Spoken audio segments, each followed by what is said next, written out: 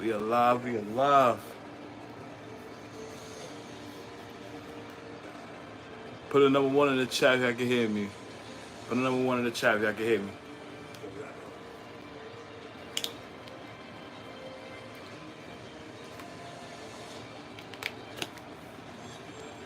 Put a number one in the chat if y'all can hear me.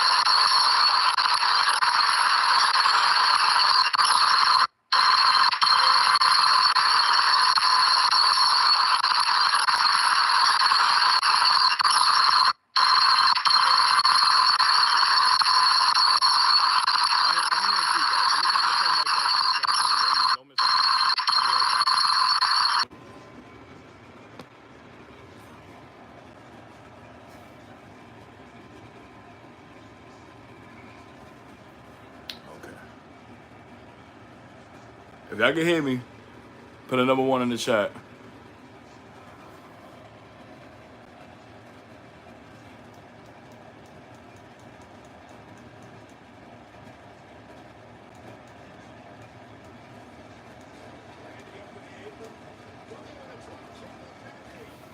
So I had to double check and make sure.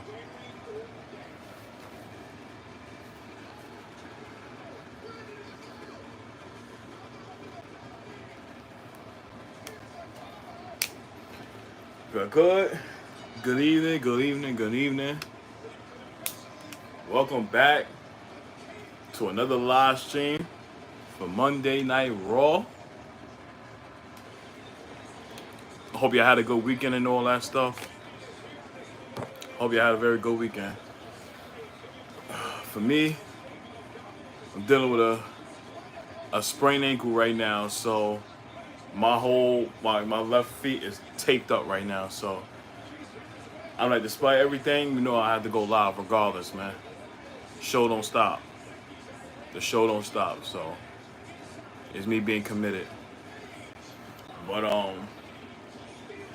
yeah, here we're Raw. We're gonna recap everything that happened from the King and Queen of the Ring, PLE. We got Ludwig Kaiser in the ring now, getting ready to introduce the new King of the Ring, Gunther, which was a botch finish against Randy Orton. Match was good, but you could tell it was kind of like a botch finish with the roll up because Randy's shoulders was not on the mat. And it's crazy because Corey Graves pointed that out. So you would think that they would have caught on to that immediately and continued it, but it came a 3 count and it is what it is. So once Triple H announced it, it was pretty much all she wrote at this point.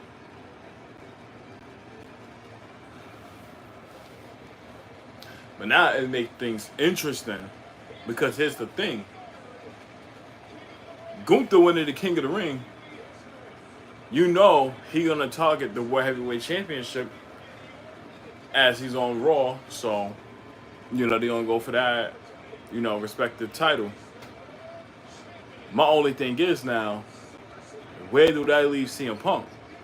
Because I already thought, for all intents and purposes, that Randy Orton would beat Gunther and would potentially take on Cody Rhodes at SummerSlam to build that feud up, because he was, they were showing signs of that anyway. So I was thinking that. But the fact that Gunther won like that, I'm like, That's a shocker for me. So I don't know. It would definitely make things interesting for sure. Because I say that at Clash of the Castle, with Triple H giving us the breaking news at Kings and Queens of the Ring that Damian Priest will be defending his World Heavyweight Championship against Drew McIntyre, and you know, they gonna be the home country of Drew. I'm expecting him to win. My only thing is now with CM Punk being cleared and Gunther having a shot at SummerSlam, do we have situations where Gunther and Drew had the match, and then CM Punk wins the Money in the Bank and probably cash in that day? That could probably happen too, but it remains to be seen.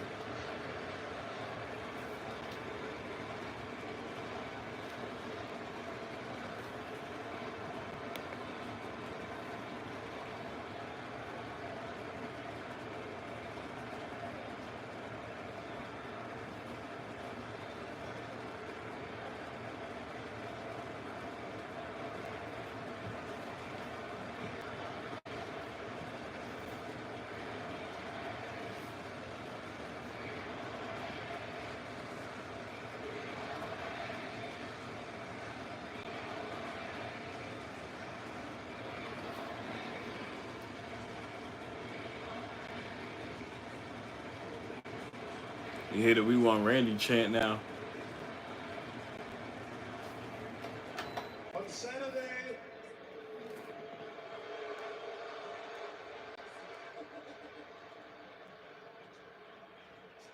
yes, on Saturday, I've beaten Randy Orton.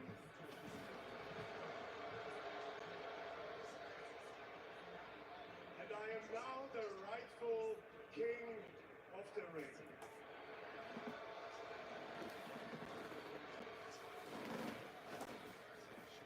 And with that being said, I also earned the opportunity to challenge the World Heavyweight Champion at SummerSlam.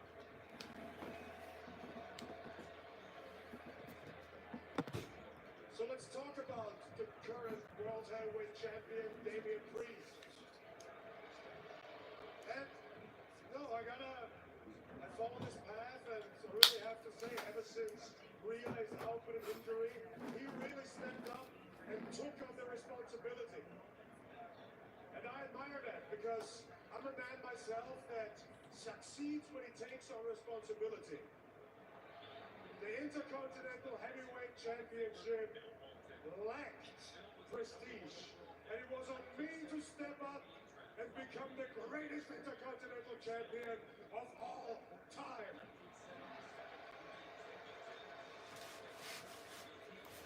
We got Gunther announcing his accomplishments and why he deserved to be king of the ring. The King of the Ring tournament was lacking prestige, and again, I had to step up and raise it to levels and heights never seen before.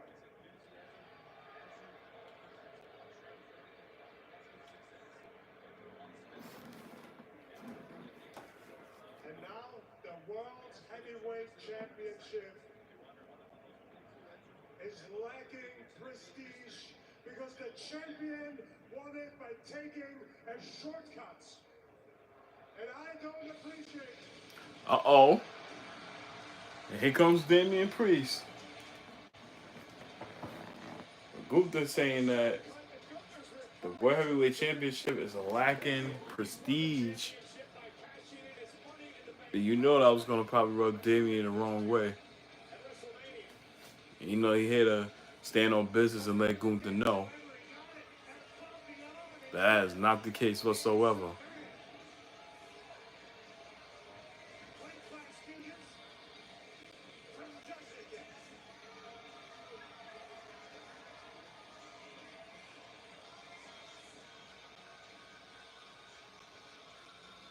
Remember, Priest is going to have to defend that title 2 weeks from Saturday in Scotland against Drew McIntyre. Triple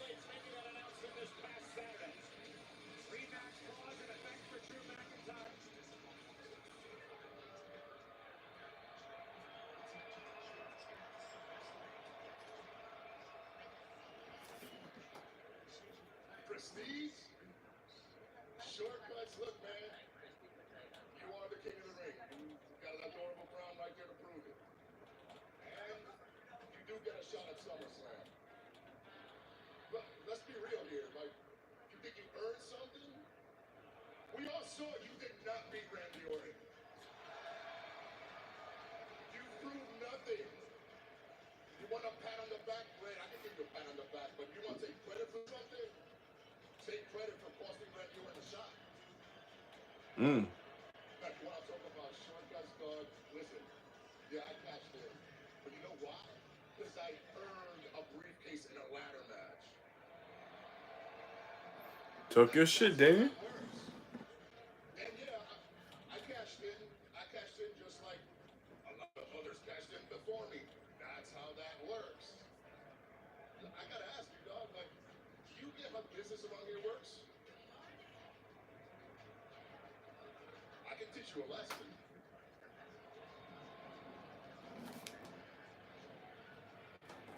Look,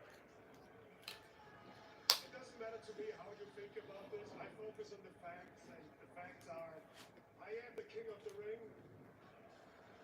And if you're still a champion at SummerSlam, I'm gonna challenge you for that title. And in terms of teaching me about the business, well, maybe you can. Business is not my expertise, and also, I'm kind of waiting for it, because ever since I stepped foot in this company, I'm waiting for somebody to teach me anything after that bell has rung. I can't teach you about business, but I can teach you about this great sport. This sport that I love and protect with everything I have. So you have two options. You either give me a stupid business like match at SummerSlam and address me as king, or you give it to me after and address me as world heavyweight champion. That's good. Gunther, I respect what you can do in this ring, and I respect your IC title ring. But as your world champion, I mean, what can you teach me that I don't already know? You and I at SummerSlam, look, we're going to go to war, right? Oh my God.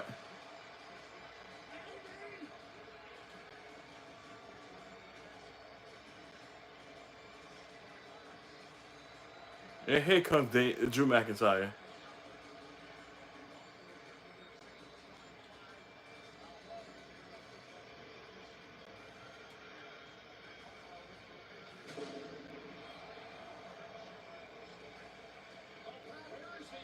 Well, this where things get interesting.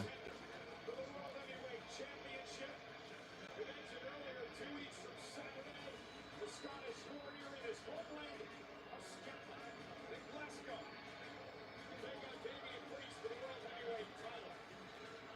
Incomplete shot at the title. Now this made me think. If you look at Drew McIntyre as a,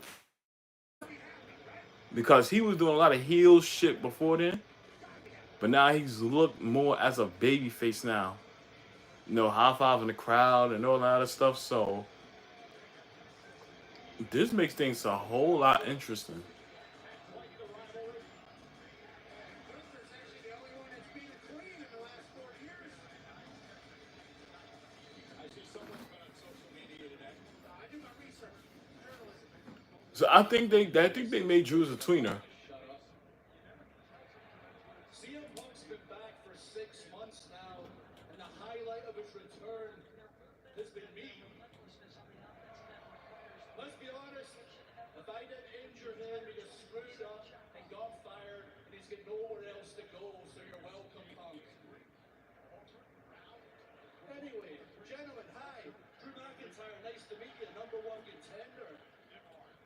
You do realize I'm going to be world champion in less than 3 weeks, don't you?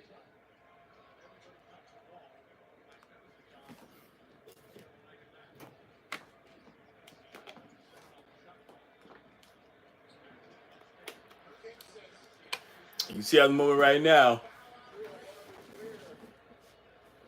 I'm not looking past you, man. I just know what's gonna happen when me and you are done. Mm. Priest, I'm trying to help you. I'm trying to lift you up. I want the best version of you possible. And brother, you're spreading yourself too thin. Your judgment day, they're screwing up left and right. No offense. I mean, WWE Saudi Arabia just to screw up. It seems ever since Mommy got hurt, the real leader, your group's gone to hell, brother. Ain't no lie, that's a fact. You gotta start focusing on what's important. Focus on you. Focus on that world championship because you don't realize what's coming for you. Let me help you. Let me paint you a picture right now. Wade Barrett, Dick Finlay, William Regal, the British Bulldog.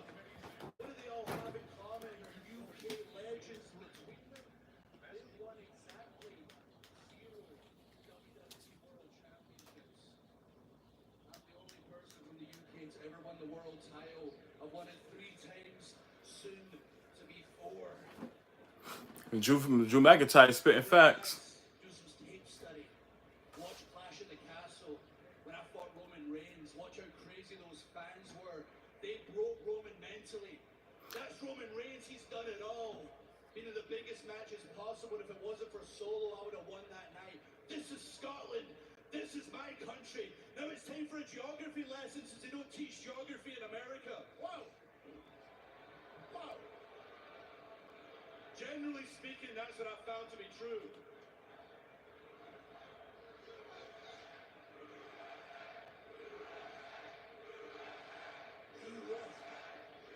So they saying USA. I'm an American citizen. I'm just telling the truth here. Okay, geography lesson. Last Clash at the Castle, Wales is here. England is here. Scotland, way up here. That's where I'm from. We're the most passionate people in the world. The WWE have called me the Terminator, the Warrior, the Psychopath. In Scotland, they just call me Drew, because we're all like that. You're walking into a war zone. Those fans are going to break your spirit, break you mentally, I'll break you physically. So far, you've been overshadowed by 2 guys that are injured. One just got cleared, and I'm about to take your bloody title. Talk your shit, Drew.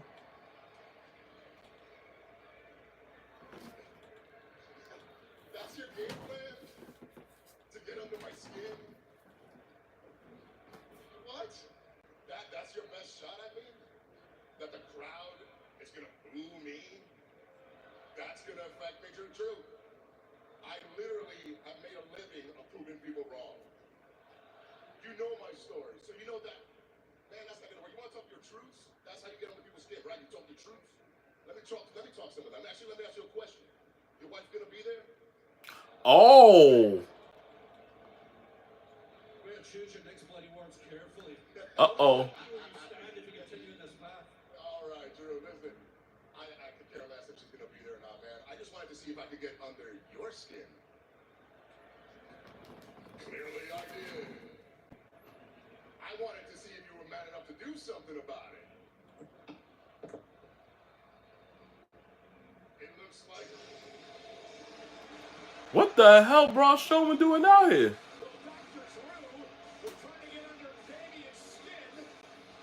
What the hell? interrupted, however, by the monster of all monsters. Your shit was about to get real, then in comes Braun Strowman. This will make things interesting. I mean, just look at this big son of a bitch walking down here. And Drew McIntyre gives us a nasty look as he heads out of the ring. Braun Strowman looking like he's 400 pounds of meat muscle.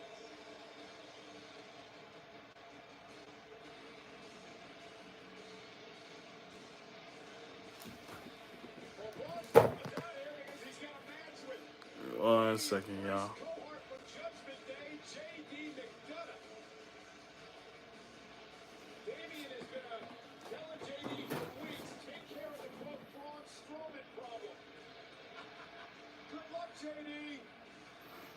Oh, we got Braun Strowman taking on JD McDonough. However, you know that Braun Strowman was gonna Damian Priest for the heavyweight title. With the undisputed WWE champion. The fire in the eyes of Cody Rhodes. What's next for the American Nightmare? Plus, the irresistible force, Annihilator. Nia is the queen of the ring. Nia Jax's queen of the ring coronation. Friday night SmackDown. Friday 8/7 But Central. now we in a situation where Red Hot Deal Days are here at Verizon. Get our biggest deals of the season only until May 29th. Get a bundle of your choice on us. I got sidetracked a bit. So you'll get a free phone. But what's going on, y'all? What's going on, y'all? Yep, all three on us. Plus, check out tons more great deals. It's Red Hot 1 Deal Days second. at Verizon. Hurry in. It's only until May 29th. Get a personal pan pizza, Lord Melts, and your favorite side. Combo like you never comboed before. No one out Pizza Hut. Isn't it absolutely bonkers that you can walk into a store, hand someone a piece of plastic, and they will willingly hand over Reese's cups? Forget flying cars. This is it. We're at the pinnacle.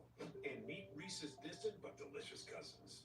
Let's go. After early screenings, audiences are raving Bad Boys Ride or Die is the best Bad Boys yet. City bang bang. It's the most fun summer blockbuster in years. About to make my move. I'll take the 3 in the front. You take the 6 in the back. I'm not gonna lie. Bad Boys, hit it up. We're making a splash with another Twisted Tea drop. Twisted Tea fans love the smoke. Refreshing days called Twisted Tea Hard Iced Tea. Good brew tea for the finest of you. Twisted Tea Hard Iced Tea. Keep it twisted. Something smelling fresh. You should take my Old Spice Total Body Deodorant with 24/7 freshness. Use it all over her total body. Oh man. Well, we got Raw on commercial right now. At this moment, take this time to kind of relax my foot because I need to keep it extended. Keep it extended and keep it elevated right now. I think I made the biggest mistake running with my nephew yesterday on the boardwalk and wearing Jordan 1s, low tops to be exact. And that was the worst mistake I can do right now. So, you know, when I was running and came down flat footed, it kind of like screwed up my heel on my left ankle. So now I'm in a situation where it got it taped up now, and been trying to at least keep the pressure off as much as I could.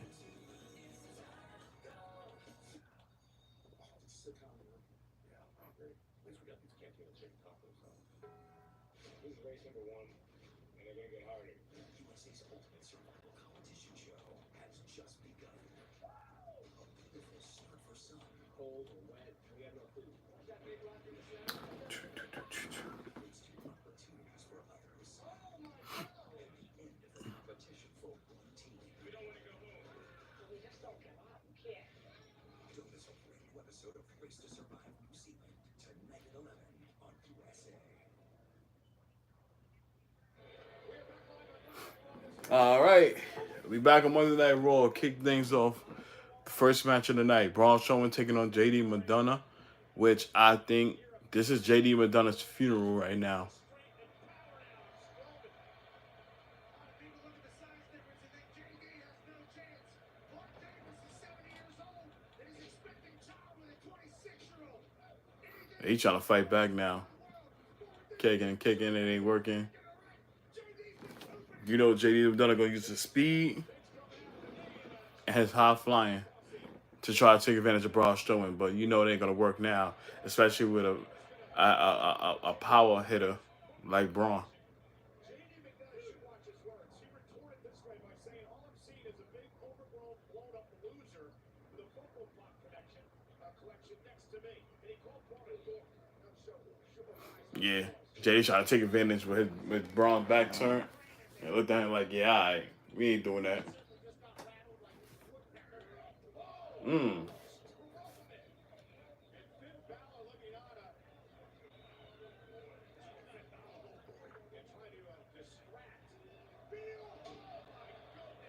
That's crazy. He just throwing JD around like a rag doll. And it was funny when Pat McAfee calling Braun Strowman a big son of a bitch. That is hilarious.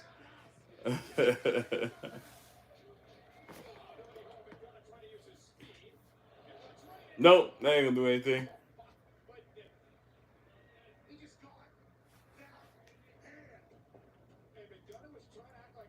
And you can tell in this situation right now, Braun is just toying with JD Madonna right now because, let's be honest, what the hell are he gonna do in this match?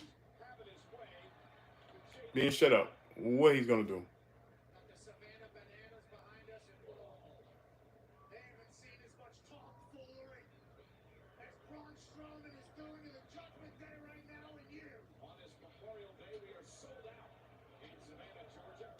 Ow!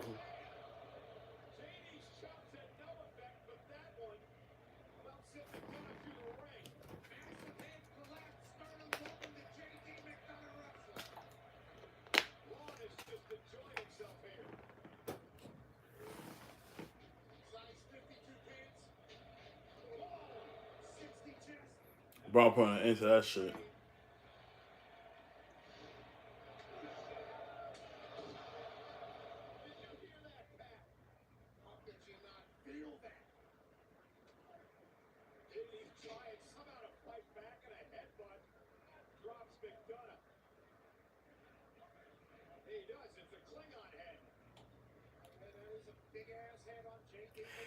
I'm laughing because they really promoting Sexy Red coming to NXT tomorrow. Like you just saw the graphic come up. I'm like, yo, they really milking this shit. But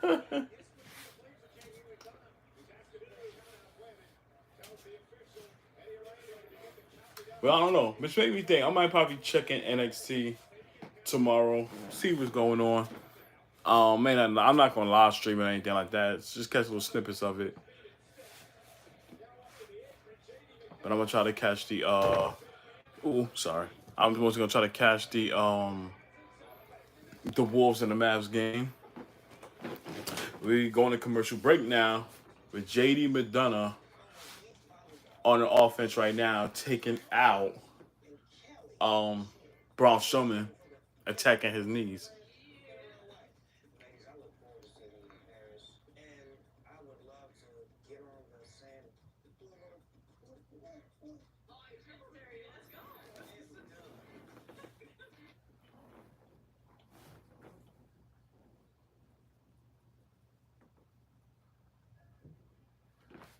All right, make sure everything is good.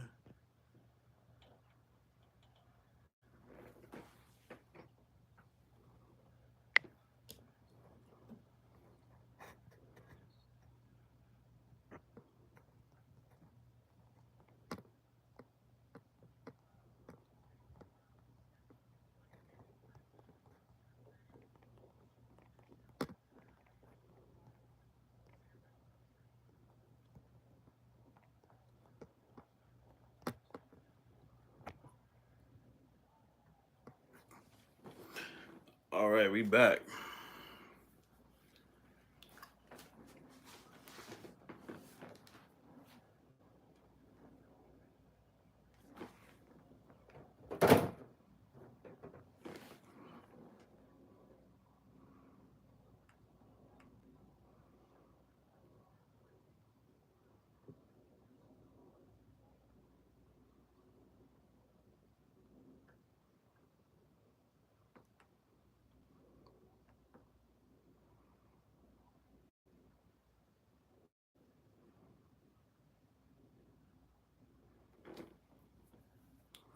Oh boy.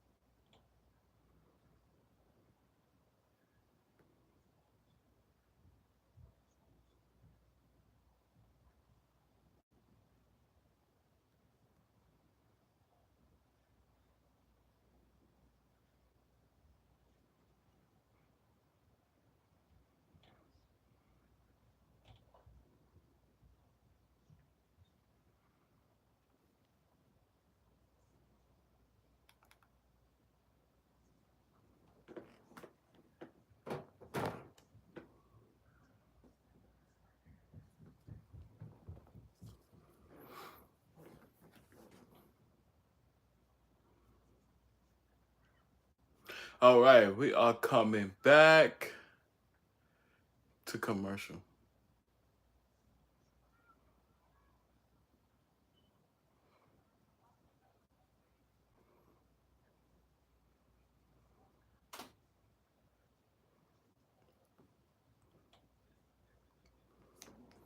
So we are back to Monday Night Raw with Braun Strowman is giving hell right now to JD McDonough.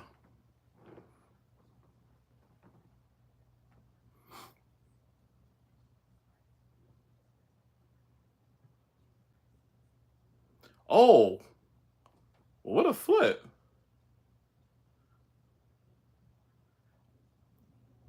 Like, I'm really thinking right now, like Braun Strowman is really toying with JD McDonough right now. At this point.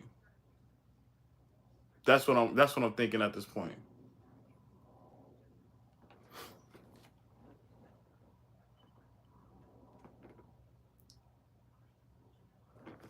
But Braun right now,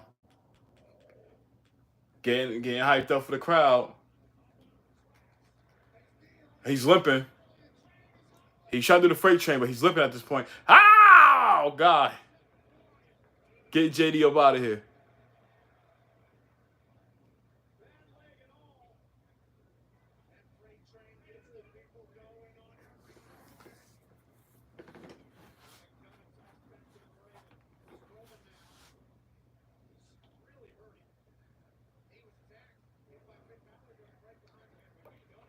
And here comes Finn Balor trying to get involved. Ron like, you know what? Let me get you up out of here now. Let's get you up out of here. What Carlito doing out here? Oh, man. You done fucked up now, Carlito. Get your ass up out of here. Oh, my God. JD with the headbutt. Yo, that big ass head of his. Yo, what a way to use that to his advantage. But I only gonna do that so much. Oh my goodness. So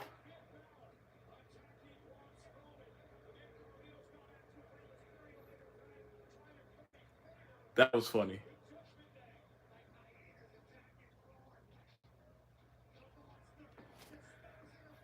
Crazy thing is, JD McDonough used his head to headbutt Braun Strowman as an advantage, and then to chop the legs of Braun. But now JD McDonough has a chair slapping Braun, thinking that's gonna make a difference, but only gonna piss him off. You fucked up. You hear you fucked up chance now.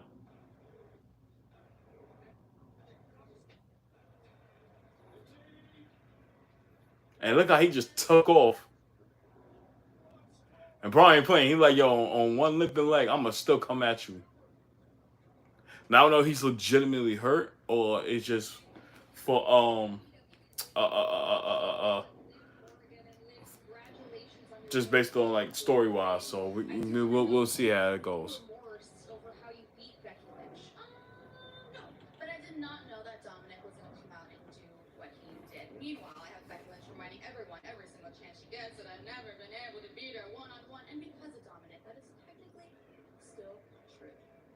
But I'm not here to talk about Dominic. I'm here to talk about me finally being your new women's world champion.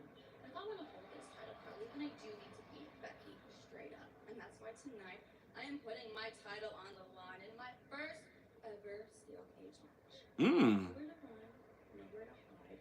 Just me and Becky, where I finally beat her one-on-one. Because the Liv Morgan adventure is not enough. It is just getting started. And if you don't believe me, watch it. You know something? I'm gonna be honest right now. Liv Morgan's character is growing on me. I'm gonna be straight up when I say that. Her character is seriously growing on me right now. And I like how she's saying, like, with Dominic being there, that her winning the title was not his idea to do. Like she felt like she did it on her own, but because Dominic was there by ringside and brought the steel chair into the ring, that's how Liv kind of used it to her advantage and DDT her on it and then hit her with the Oblivion afterwards to beat Becky Lynch. But I guess now she wants to prove a point to let everybody know that I don't need Dominic be there to win that women's world championship. That what I'm going to do is that as a steel cage match take place tonight, British show is the main event. She wants to make a statement that we know that I won't be able to do this without Dominic's help. You know, but I feel like he kind of fucked up on that point right there, only because Rhea Ripley, when she gets back, is going to be hell. And I can't vision a situation where Dominic going to be safe in this, because I think when Rhea gets back, probably around the Royal Rumble, she definitely going to confront him about that, and most likely Liv Morgan as well. So no, that remains to be seen. But as far as Liv Morgan being women's world champion, I think she's going to be good. And for Becky Lynch, you know, everybody was saying like, oh, she dropping the title to Liv Morgan. Is she going to? Big version. This is the beginning of the fall Judgment Day. Yeah, I think so. Like I don't vision a point where Judgment Day lasts around SummerSlam. I think they'll probably break up by then. You know, that's just my thought, if I'm being honest. Because I'm looking at Damian Priest now, and you can see he's going more of the babyface side now, but now it's kind of like they still got him on that heel role. So I don't know. I wouldn't want to see how they going to take this whole Judgment Day storyline, you know, moving forward. Because I have a gut feeling right now that come Clash at the Castle that Damian Priest is going to drop that title to Drew McIntyre. I do not vision a point where Drew loses there. That cannot happen at all. They dropped the ball with not letting him be world champion when Roman Reigns and him went at it, and that was the debut of Solo Sikoa. That was where they fucked up at. And I get it. They wanted Reigns to hold the title more longer to basically pass, you know, some of the people as a longer reigning world champion. But you just got to think about storylines and booking. At that moment right there, it was Drew perfect time to win that title. You know what I mean? That's where they kind of dropped the ball at. So for all intents and purposes right now, you cannot duplicate the same thing. You got to have Drew McIntyre beat Damian Priest. Bottom line.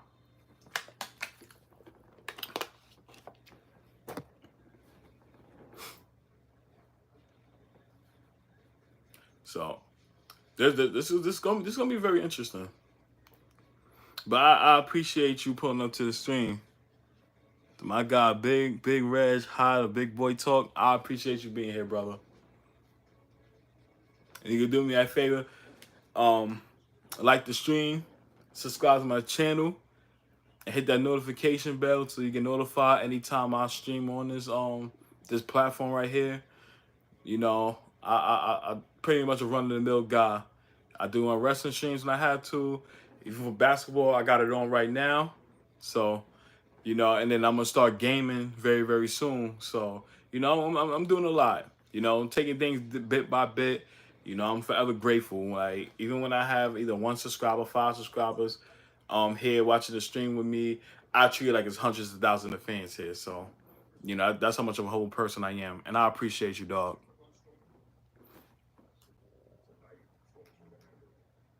Yes, solid.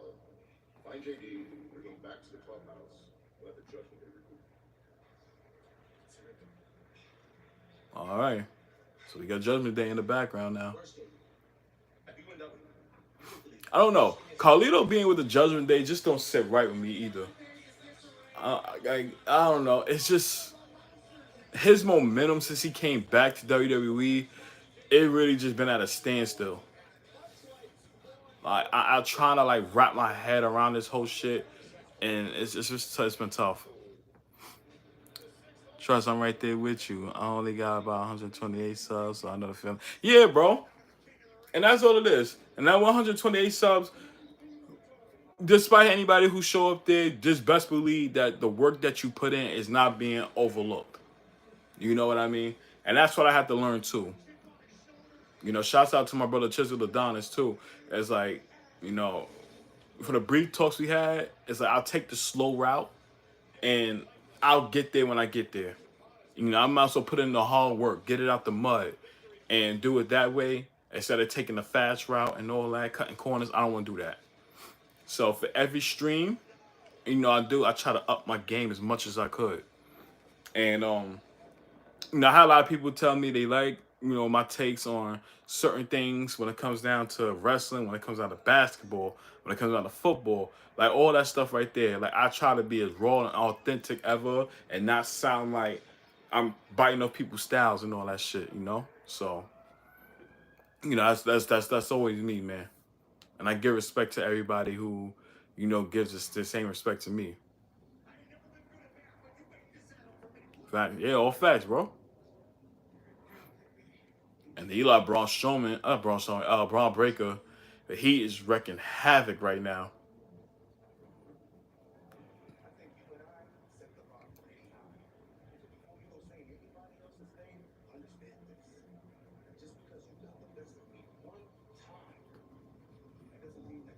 Oh yeah, this happened recently where this nigga Braun Breaker just destroyed Ricochet.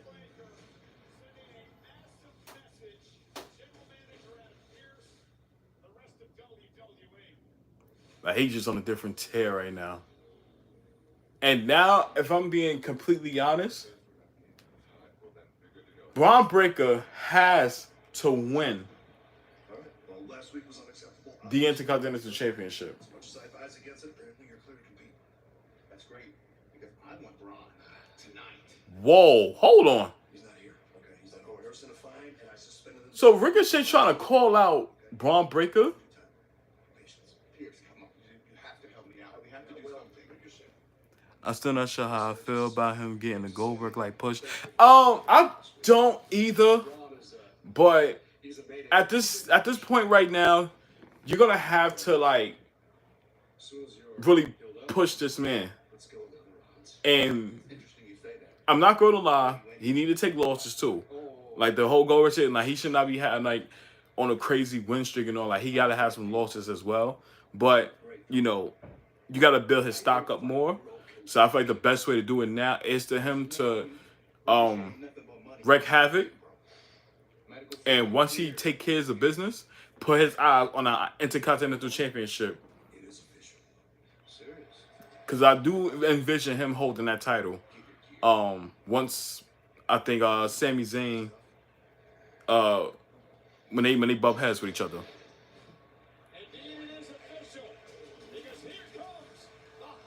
But we got Ricochet coming out to the ring now.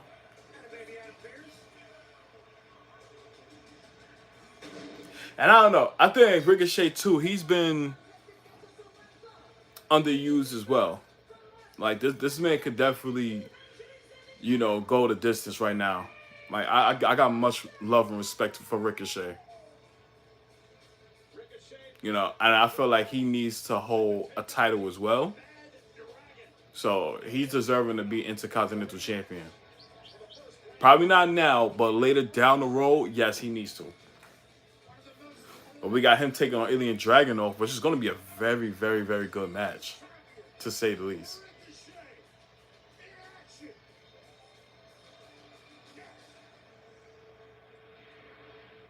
This should be interesting. All right, so we're in commercial break now. So yeah, and then I also said this too, that yeah, it's the U.S. I agree. I definitely agree. And then I also brought this up too to one of my guys. I was telling him that Jey Uso needs to win the Intercontinental Championship. Like Jey needs to win a championship at this point. Got a whole lot of momentum. but not a title to show for it outside of being tag team champions. You know, I feel like he deserves to win a singles title. And I feel like the best one for him to get right now is the Intercontinental Championship. So for all intents and purposes right now, I'll probably say you let um Braun Breaker take the IC title away from Sami Zayn, let him get some momentum off that right there. And then once, you know, he has that there, his big challenger next should be Jey Uso. And Jay should be the one to win that shit. I don't know when, but that's how I feel going forward that they should be doing. So that remains to be seen. But he definitely needs to win a singles title right now. I feel like that time has come. I agree with that. Yeah, absolutely. Cause you could tell he's super over. Like he's like Cody Rhodes over right now, and just his interest is chef kiss. Like you can't beat that shit at all. You know what I'm saying? You know what I mean? So you got to take advantage of that by any chance you can. And somebody brought this up to me that should the women's division have a mid card title, and I'm gonna say no, only because if that's the case, you're gonna pretty much be cramming everything at once. And if that was to get brought up, you know, you can't have it on both brands as well. So you see how with NXT they got the women's North American title. I'll probably say let's see how things go with that right there, and if things kind of excel with having a women's mid card title, then you take that knowledge with you to the top brands like Raw and SmackDown, and then you test the waters with that too. But I can envision that you have one for both brands and all that. It had to be one, and then you have them compete for it. Whether they on Raw, whether they on SmackDown, don't matter. So that's kind of how I see it. Because I'm not gonna lie, that the WWE Women Tag Team titles is, I don't know. Some people say it's cursed. I feel like it ran its course right now. I don't have that real like X factor that I expected to be. But I don't know. Maybe if we have more tag teams, especially for women's, instead of just combining people that are not really a tag team at all. You're just picking people out of the blue and just making them a tag team. And they don't got no real chemistry and all that stuff. So I feel like if they can find some real tag teams and, you know, really give them some good momentum and screen time and all that too, then maybe that may make things interesting. But until then, you know, I think with Jade and Bianca Belair, they're gonna hold up titles for quite some time.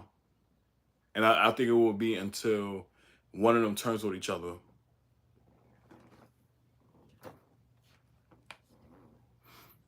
But now we're about to see Ilya Dragunov coming out. I love Ilya Dragunov too.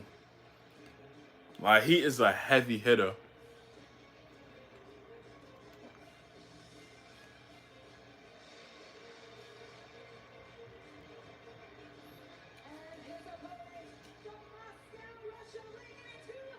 And it's gonna be a very good match too.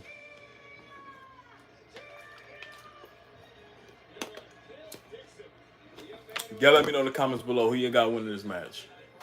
Ricochet or Ilya Dragunov. Head issues, shoulder issues, neck problems, all from the attack by Braun Breaker last week. It's going to be a while before we see Mr. Dixon back here in WWE. And he's got upper body and lower body severe injuries, and his thumb was cracked with a chair in between stairs. Meanwhile, why did Braun I ain't gonna lie. Ilya Dragunov finisher is crazy. Oh, screen tweaking again.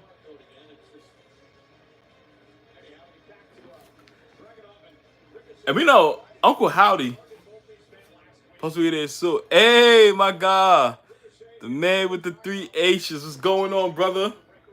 Welcome, welcome, welcome. Glad you in the building, bro. I'm glad you in the building. I hope your day was well, man. I hope your day was well. I appreciate you being on the stream, man. Did you watch Double Nine? I couldn't catch it because I was out, but I saw highlights of it on X. And man, listen, I saw MJF had this jacket on like Triple H had when I think it was in 2002 when he returned back in New York City and MSG.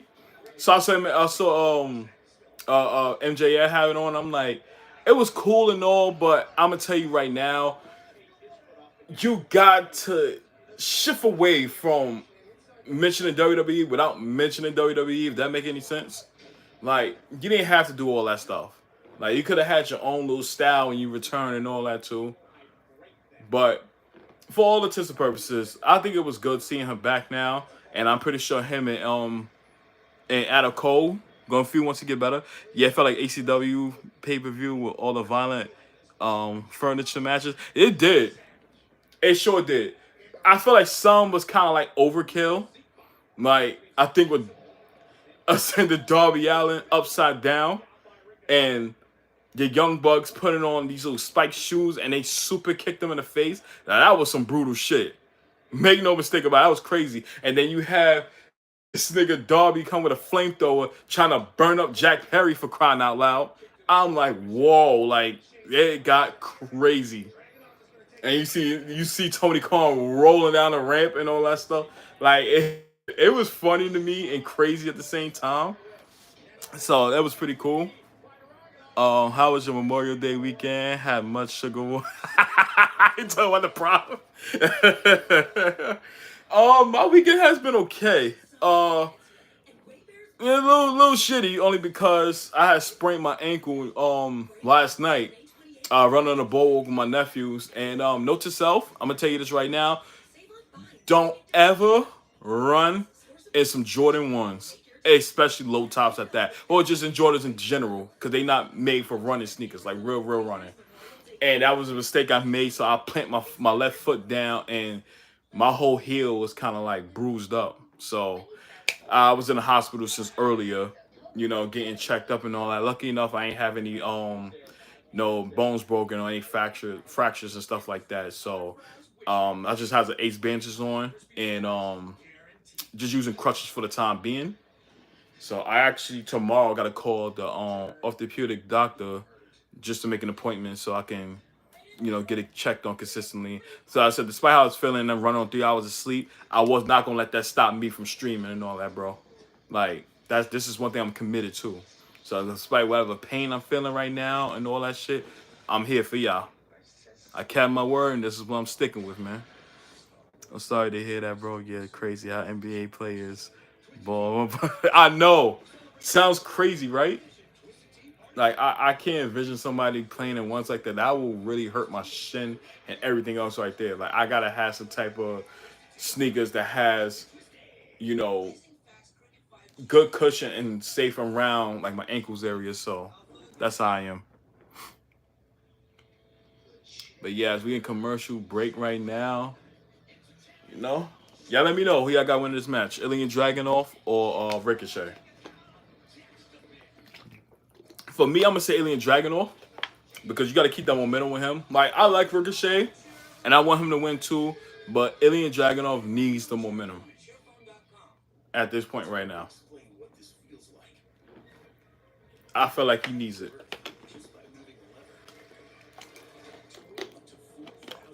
Also, what's your thoughts about King and Queens of the Ring? I would love to learn that.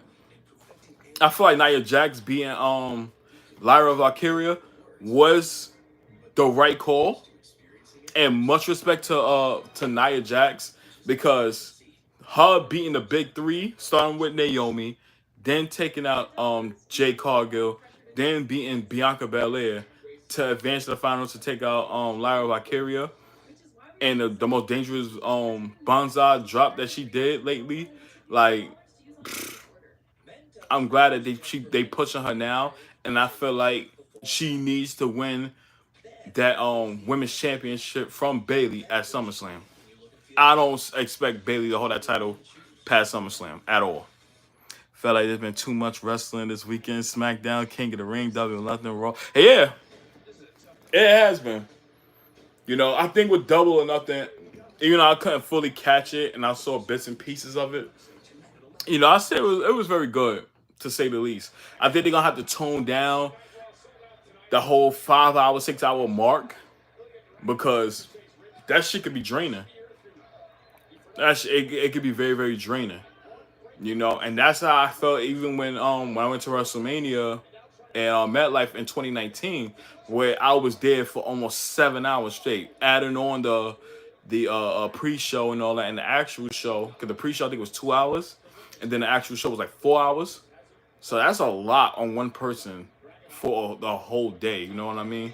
So I think if they tone that down, it should be a little better. But that's why I like to stay in AEW's in right now. Stop worrying about WWE. Focus on your craft because you have a lot of talent there. And you can definitely, like, you know, bring in some good competition. That's what I love. I love fair competition right now. But Tony Khan had to get his head out of his own ass and really just focus on your brand. Simple as that. But right now, Ricochet going for a suicide dive, but Ilya Dragunov capitalizing on it. And what is he doing now? He's like getting set up for a powerbomb, but Ricochet can get up out of it. Super kick. So Ricochet went back in the ring and stopped the count. Oh my God, what a flip by Ricochet. Oh my goodness. Yeah, people couldn't see anything in that stadium that night. Right. I was blinded by the lights. I think there was a match, I think when it was Randy Orton versus AJ Styles at that time. And we was all yelling, turn the lights off because we could not see at all. Like, it was really hitting our faces. So after they heard our voice and all that, they ended up dimming the lights. I'm like, yeah, thank you. It was the same thing that happened too at this year WrestleMania when it was the hardcore match with the Final Testament taking on Bobby Lashley and the Street Profits. Oh my God, we're jacking off of the clothesline, man.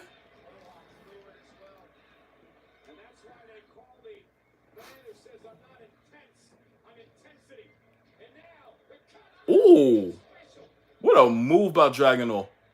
He going for the cover. This is a 1. This is a 2. It's a kick out. Ricochet has heart. That's one thing you cannot take away from him. No matter how much he bruised up and all that, he's going to make sure that he's going to fight. You're going to have to pull out all the stops to take this man out. But this is Dragunov. He got to take advantage of it now. They are giving chops to Ricochet. And I love Ricochet where he sells. This man know how to sell.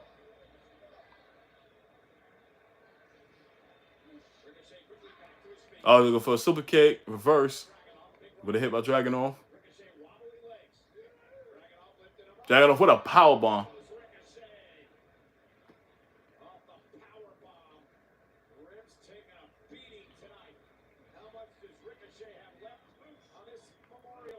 This is a very, very, very, very good match. Very, very good match indeed.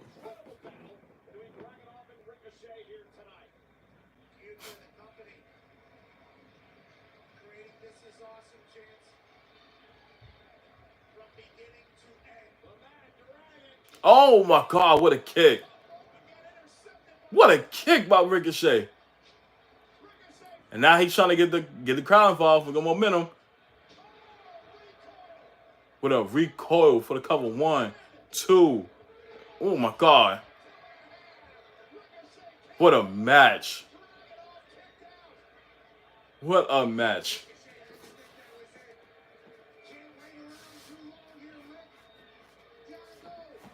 Yeah. Gotta keep going, man.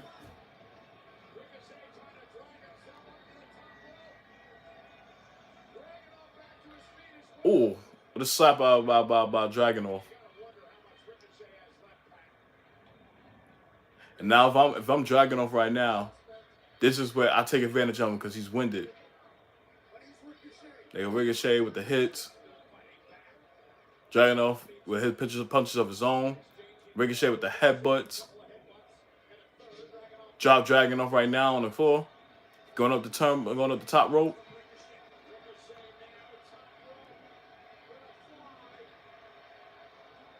.630.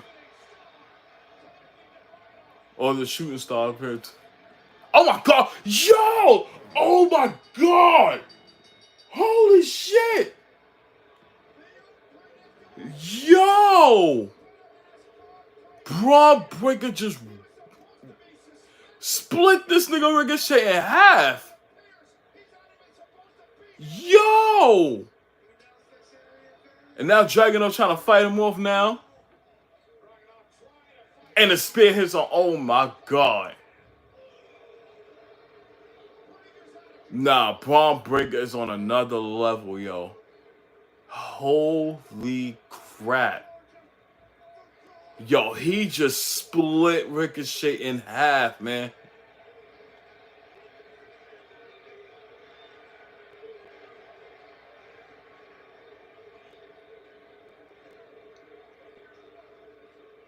And now you hear Adam Pearce just barking at Braun Breaker, let him know you're not supposed to be here, you suspended.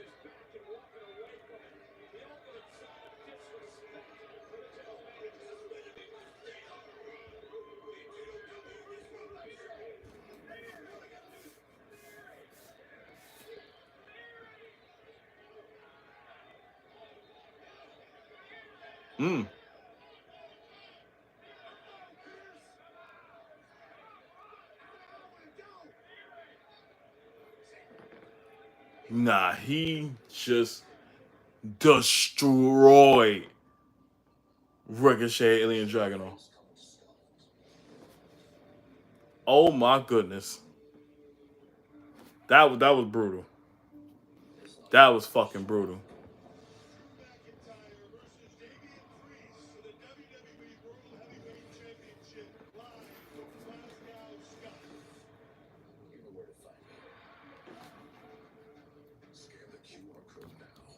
Yeah, Braun Breaker right now, he just wrecking havoc right now.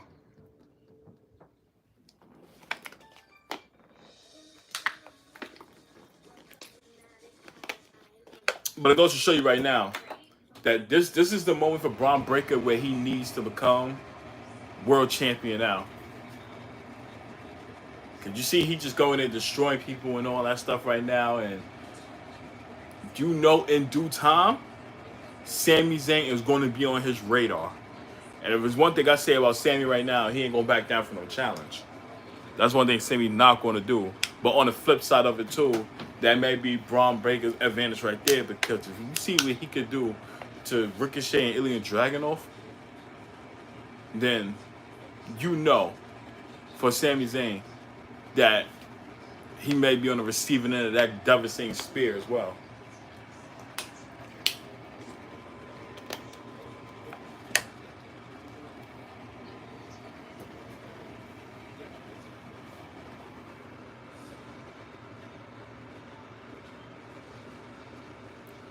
But yeah. But I got the Pacers and Celtics game on my other TV right now. So right now Pacers has the ball. You know, Tyrese Halliburton is not in the lineup right now. What a 3. And now Pacers up by 1. Boston, if they serious, they're going to have to get physical with Indiana. They cannot let up.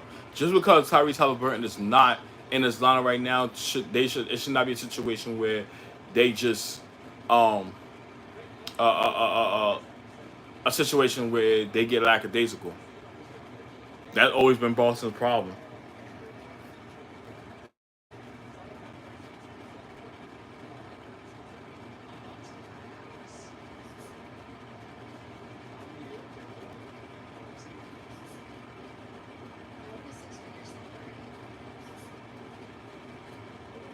Right now, Jason Tatum has the ball. Kicked it over to Jaylen Brown. Jaylen Brown sizing him up. Switches, loses the ball, gets it back. 3 seconds left. You got to put up something, Jaylen Brown. You got to put up something. It's a break. And they try to push the timber out. TJ. Oh, that was an air ball. Derek White has the ball now. Kick it over to Drew Holiday. Drew Holiday kicking to Jaylen Brown. Jaylen Brown sizing up to try to double him. Kick it over back to Derek White. Derek White over to Jason Tatum. Jason Tatum with the finish. That was dope. That was too easy for him.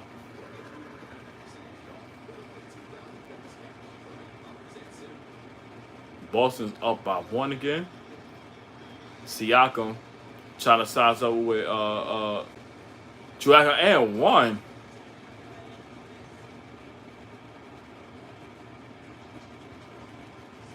So the bucket don't count? Wow. Raw General Manager Adam Pierce absolutely incensed by Braun Breaker's actions here this evening. I have to imagine that Pierce is second-guessing drafting Braun to Monday nights, considering all of the chaos that he's caused. Hopefully I can get a comment from Adam Pierce.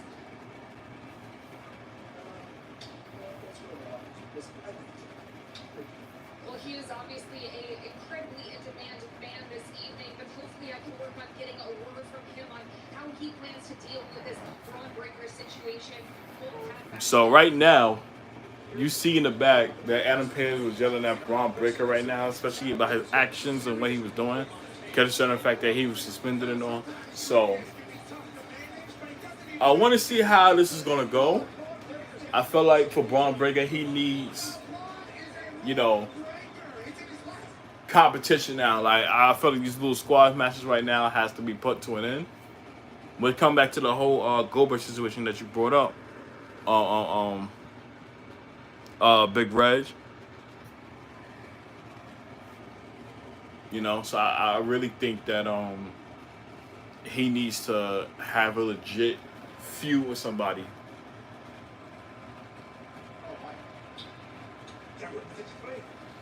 And you got R-Truth in the Miz. I said, yo, R-Truth is a national treasure. I was going to say strawberry. Strawberry? Can we help you? Yeah, actually, are you still doing that Memorial Day raffle so we can get shot those championships? No. Yes. No. No. Why? Why? We're WWE, not bingo. Yeah, sweet. No, dog. You know what? Hey, we're closed. So we close. Oh, look, we all pretended to have a good time, enjoying the ice cream. Oh, carry across.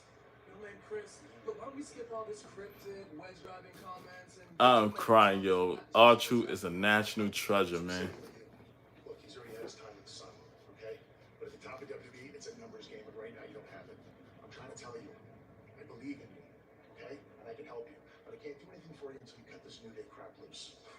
So watch AOP tonight and see what I'm trying to tell you. I really can offer you. Watch AOP. No, you didn't want to break up a 10-year friendship and possibly the greatest tag team to ever step foot in WWE just because you asked nice? In other words, what he's saying is no. So, Karrion Kross really trying to break up this New Day. That's so good. This is so typical of you, Kofi. When are you going to let this guy shine? When you retire? Because if that's the case, I can help you look into some early retirement plans. No. Uh-oh. Bro, we got this. Tell your goons, Toka and Razor, that next week, they're in the ring against us. We can show them exactly how much New Day has left in the tank. Okay, so you want to do this the hard way. That's good. Yeah, that's crazy. So, I think in my opinion right now, Karrion Kross trying to break up the New Day, try to convince Xavier Woods to lead them apart. That ain't happening whatsoever. It's just me, or does Adam Pearce always look like he's forcing the GM thing? Never feels natural. Yeah, I think so. Like, I think the way how he run things is a little off for me. Like how Nick Aldis run things. I think Adam Pearce is such a pushover. That's how I look at him. And you see what Braun Breaker, he destroyed Ricochet and Ilya Dragunov. Like, ripped him to shreds. So, if I look at it from this perspective right now, I don't see a situation where Adam Pearce gonna be able to stop Braun Breaker unless he give him what he wants. Yeah, like I get much respect to Nick Aldis. Nick Aldis stands on business, without a doubt, and he ain't scared of anybody. Because if you see, I'm gonna tell you something right now. When Logan Paul, bro, his own little contract situation right now, and Nick Aldis was tight because he like, yo, that was not what we talked about, you know, backstage and all that. You could tell how pissed off he was and how he was really like to say, you know what, to hell with this. I like that energy. I don't get that much from Adam Pearce. So I don't know. It's gonna take him a minute, you know, until I can actually see him grow a set of cojones right now. So that remains to be seen. But now we have AOP taking on the Creed brothers, and now I like this right here because let me tell you something right now. With the Creed brothers being in this picture, I really think Chad Gable is gonna align himself with them because I don't see a situation where they keep he stay with the Alpha Academy, especially now when he's treating Otis. Not at all. AOP big meaty. Yo, that's crazy, y'all. I also love AOP. Like before they got released by WWE, like I was always a big fan of the Authors of Pain, and I said that they needed like a big run as like a tag team.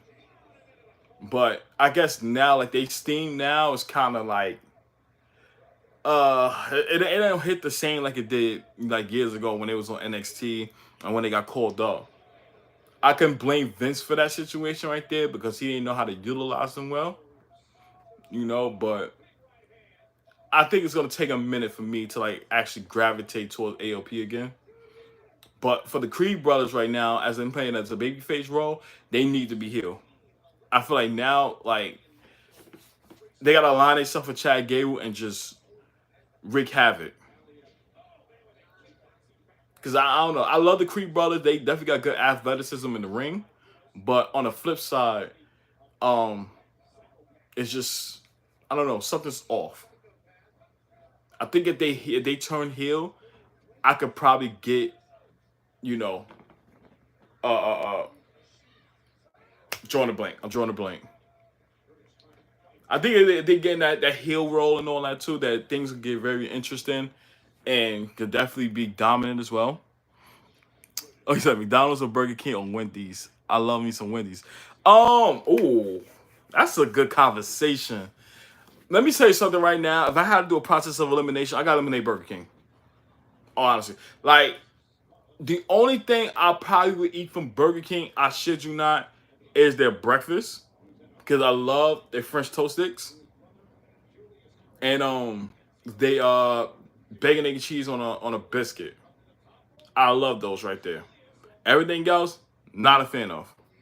Like the fries, forget about it. Waffles, nah, man, of course with that. So let's take Burger King out of the equation. Now, McDonald's or Wendy's?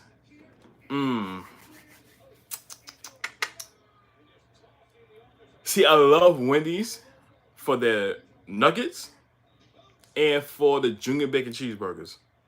Those two are so freaking good.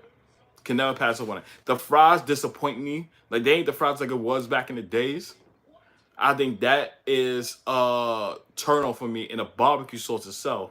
It don't hit the same like it did back in the days as well. So I'm gonna have to say McDonald's.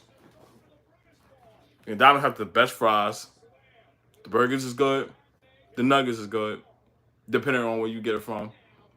But I feel like if I had to narrow it down, I'll say McDonald's. But I'll put Wendy's like side by side with it only because of their chicken nuggets. Like you cannot go wrong with it, man. With that and their junior bacon cheeseburgers. You're right. Stuff in the BK always feel depressive. So yeah, man. They just lost they aura. Like I don't know what happened. Like I think I tried the spicy chicken sandwich from there, and it was just not hitting the way how I expected it to be. Maybe because they ain't put a lot of mayo, like it was cheap with the mayo and all that stuff. So I had to like really use mayo from my house to add on to it, which should never be the case at all. Like I should be given a good amount. Like the chicken wrap is good too, but I think it just costs too much. Like, it's expensive. You know what I mean? So because literally in a few bites you're done, and you're paying like $3 to $4 for a chicken wrap. Like, come on. So I think in this opinion right now, you just gotta like say, yeah, I ran my course with it. Unless I'm getting like breakfast from there, Burger King is bottom of the barrel. However,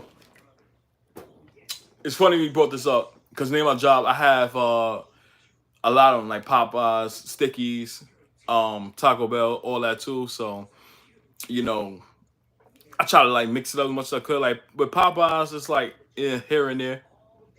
You know, I just try to like, step away from the greasy food and all that stuff. So I said, let's go Team Don. Yes, sir.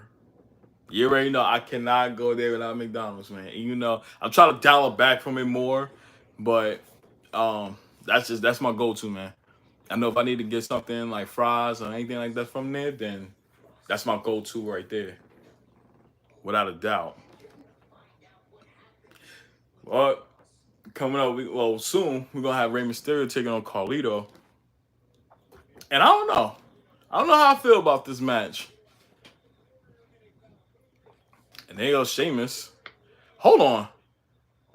And you look at the back, you see Liv Morgan talking to JD McDonough, and now you see Braun Strowman literally limping his ass over there to get him. No, that is hilarious. And that's the thing. This makes it interesting now. Like you cut backstage, and they could just be like minding your business, and you see somebody like a little Easter egg where somebody either talking to each other, low key. Like I like those type things. You a New Yorker, then let's have a serious conversation. Shake Shack versus In-N-Out. I'm glad you brought that up, bro. Because let me tell you something right now. I actually went out to LA in 2022. This was during the Labor Day weekend. And I went to Fat Burger and I went to In-N-Out. Before I even get into that, Shake Shack. It's okay. I'm gonna say it's okay. But the pricing that they have for this shit right now, I'm gonna have to disqualify them from this. Because them niggas are expensive. And the food is kind of like up and down. It's a hit or miss. And if I'm spending a lot of money on this shit, I'm expecting my food to be chef kiss. From my experience at Shake Shack right now, it was okay, but could have been better. Now, let me tell you right now with the you say still listening, just playing Call of Duty 2. Yeah, no doubt, bro. I appreciate you multitasking and all that. Yeah, I probably do the same too sometimes when I'm not streaming and all that. I'll probably play Call of Duty and all. So salute to you, bro. I'll be playing it as well, no doubt. But back to your question, man with the 3H. So In-N-Out Burger, I like it. Here's the thing. When I had it out there in LA, the fries was meh. It was okay. I like the burgers though. And I like how they make the shit in front of you too. Like step by step. I never saw no shit like that at all. Especially out here in New York. Niggas don't do that shit. So to see that, it was kind of fire. But I think nothing compares to Fat Burger. Fat Burger got it for me. They took my soul. I love Fat Burger. Cause I shit you not. I think I had the triple stacks. 2 or 3 bites in, I was tired. I got back to my Airbnb and was tired. But I would probably take Fat Burger over In-N-Out. And not infamous, but I'll take Fat Burger over that. Dark Horse entrance, Five Guys. Five Guys, too expensive for me. The food is okay, but it's too damn expensive. And that's me being straight up.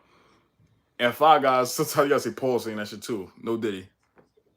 Also that, but they food is like it's okay as well too, but it's just too fucking expensive. Like that's how I look at it for autistic purposes, you know.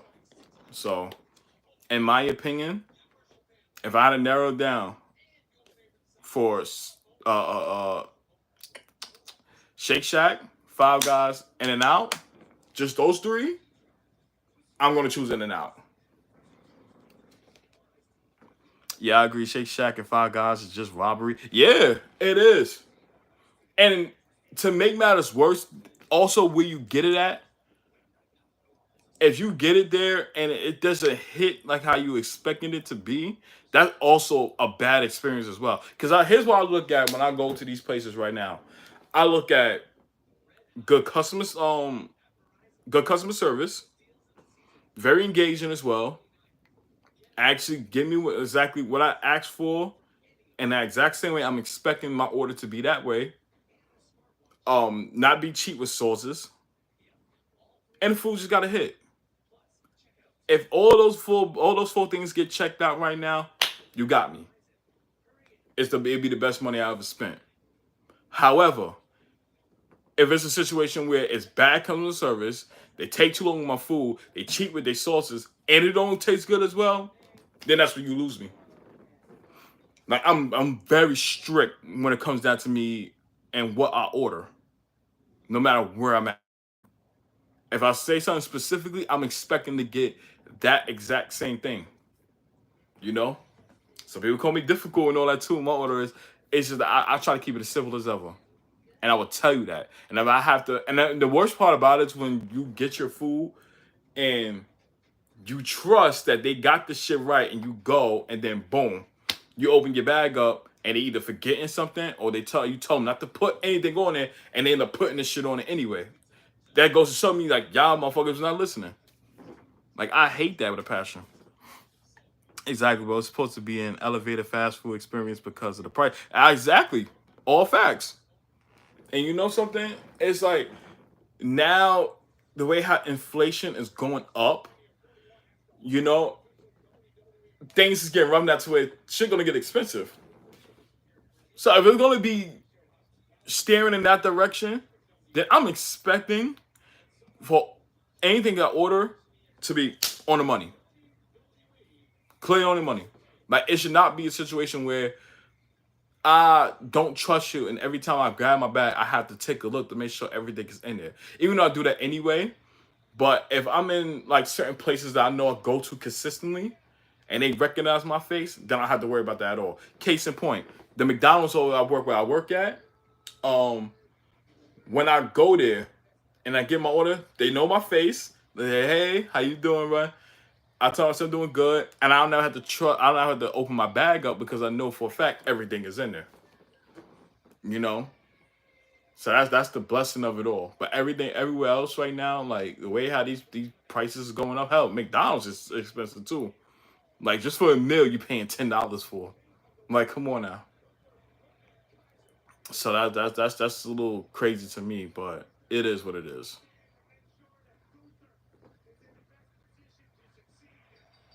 Well, we have Sheamus coming to the ring now. So every recapping 3 weeks ago what happened with Gunther during the qualifying match. Well, there was bangers. Like I love Gunther and Sheamus going at it right now. Like that's just sensational. But let's see what Sheamus had to say. Savannah, what's the crack? And I love this Sheamus here too. I'm amped up. I'm amped up just listening to all of you. How about that King of the Ring, huh? Do you enjoy King of the Ring? Great matches, right? Great matches. Nothing but Yeah, let me know what you think about Sheamus right now. banger after. After banger, after banger. Figures on 5 matches. But sadly, no Sheamus. And why? Because that little Ken doll Ludwig smashed my Bro, I'm not from New York, TV out. but have you ever tried the Hala God's food cart in Manhattan. I heard so many good stuff about the chicken and rice. Yeah, it is. This infamous. That is infamous, bro. And if you ever, God, matter of fact, where you from, bro? I'd like to know. If you brought up the In-N-Out burger situation, I could probably think you from Cali. You can correct me if I'm wrong. But if you ever make a trip to New York, definitely try those halal spots in Manhattan. The chicken over rice, lamb over rice with the white sauce on it, dope. I always recommend that to anybody who travels to New York. Hey, up here. Can you even see me with those old peepers of yours? And they go Ludwig Kaiser. Yeah, I'm right here. It's great to see you again. I just heard that you're out there trying and complaining like you usually do, but once again, you Oh, you from London? We've been to the States. Oh, okay, that's dope, man. Green, so I could tell it's probably late where you at. Because I think your time zone, I think you're like 3-4 hours ahead of us. Or probably 5. So, whew. More praise to you, bro. And let me tell you something right now. I want to go to London like so bad. So hopefully down the line, I'm going to make that happen. 2:30 out there and you, wow. Salute to you, bro. I give respect. 2:30. And watching Raw, man, that's crazy. I think the earliest I actually watched wrestling or pay-per-view was that, I think it was Elimination Chamber when it was in Perth, Australia. And it came on, I think, at like 6 in the morning, you know, on our time. And that's the earliest I ever watched any wrestling at all. And that's the thing with me. Like, once I watch a pay-per-view, I have to, like, watch it one time and then I'll watch it again. Unless it's like a certain highlight. I'll never rewatch it again. But that is crazy. And now Sheamus in the back. He's looking for Ludwig Kaiser now. Sheamus cannot wait to get his hands on Kaiser. Neither can Samantha. Oh my God. And now they brawling out right now. Attacking Sheamus. Look, cameraman got stuck. You didn't know where they was at. That's the backstage area where the technical equipment And now Sheamus throwing Ludwig Kaiser all around, bringing him back to the arena. Now they fighting on stage. And somebody definitely almost caught a stray in the process. I think this would be a good feud too. And you know something? For Ludwig Kaiser, I like how he's feuding with Sheamus because he needs something right now. Cheers, buddy. I'm gonna need to get some rest. But it's been a great time. Yeah, no doubt, bro. I appreciate you staying up and also chilling with me, man. Like I said, this is always a blessing for you to be here, bro. So you have a very, very good night, bro. And I'll see you down the line, man. I appreciate you being here. Thank you. Thank you so much, man. Peace and blessings.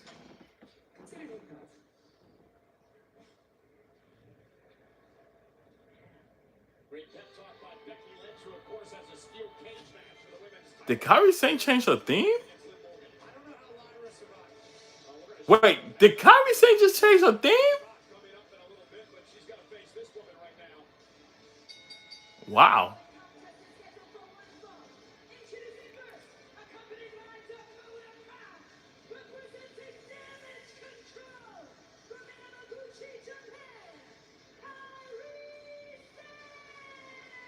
That sounds pretty cool, though. I actually like Kyrie Sane theme. On Saturday, she felt like she got hit by a truck. We're gonna see I actually like her theme. And she want to take on Lyra Valkyria. Which in my mind, Lyra Valkyria should win. I don't see a situation where she loses this match. Period. I do not vision it when she loses a match. Because you know something? And you know she didn't win the King of the Ring. Oh, wait, sorry, King of the Ring. Queen of the Ring against Nia Jax. She definitely gave an effort, to say the least. I'll say that she definitely used her speed and her high flying skills to get the best of Nia Jax. But when Nia Jax had her power, it definitely changed the tides for her. But much respect for Lara Valkyria for fighting. And you take that momentum and you run with it right now. So you have it be Kairi Sane and you build momentum up with her. Because I feel like soon enough, she's going to get a title shot for that WWE Women's World Championship. So, I can't wait for that time to come. But while that's on commercial right now, is a Pacers and Celtics game. Pacers up by 2. Boston has the ball right now. Third quarter, start of the third quarter. Jason Tatum pulls up. It's a brick. So, if I'm Boston right now, if I want to close out and go to the NBA Finals, I need to play defense, not let any threes, be drained from Indiana. Drew Holiday goes up, it's blocked. Indiana pushing up the ball now. Miles Turner pulls off a 3, banks it in. And this is the thing I don't like about Boston. They get lackadaisical, and they start to play sloppy basketball. Like if you want to just put your foot on their necks, it has to be right now. Derrick White goes up for a 3. You just threw it up. That was unnecessary, bro. I thought it would have been a holding call on Derrick White the way he was pulling Miles Turner. But yeah. As I'm Boston, you can't let stuff like that happen. With Tyrese Halliburton being out the lineup, you're gonna have to seriously push the tempo up. It's been 14 lead changes in tonight's game, most in the NFL playoff series, NBA playoff series. That was a brick. Drew Holiday has the ball. Derrick White goes in, kicks it out to Al Horford. Al Horford passes to Jason Tatum. Jason passes it to Derrick White in the lane. 10 seconds remaining. Derrick White pulls up, draw the foul, puts it in. Boston down by 1. Oh, 3 puts it in. Indiana is not trying to lose. They said they're going to go out swinging. And yes, ladies and gentlemen, I am watching the game until Monday Night Raw comes back on. So, let's see. Jason Tatum pulls up, break. Here comes Indiana now. Kicks over for 3. It's a break. Siakam with the rebound. Pulls up for the jumper, puts it in.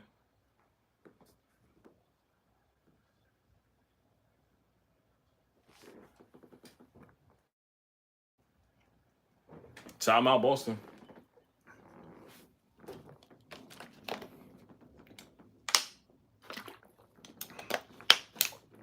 And SummerSlam coming to Minneapolis.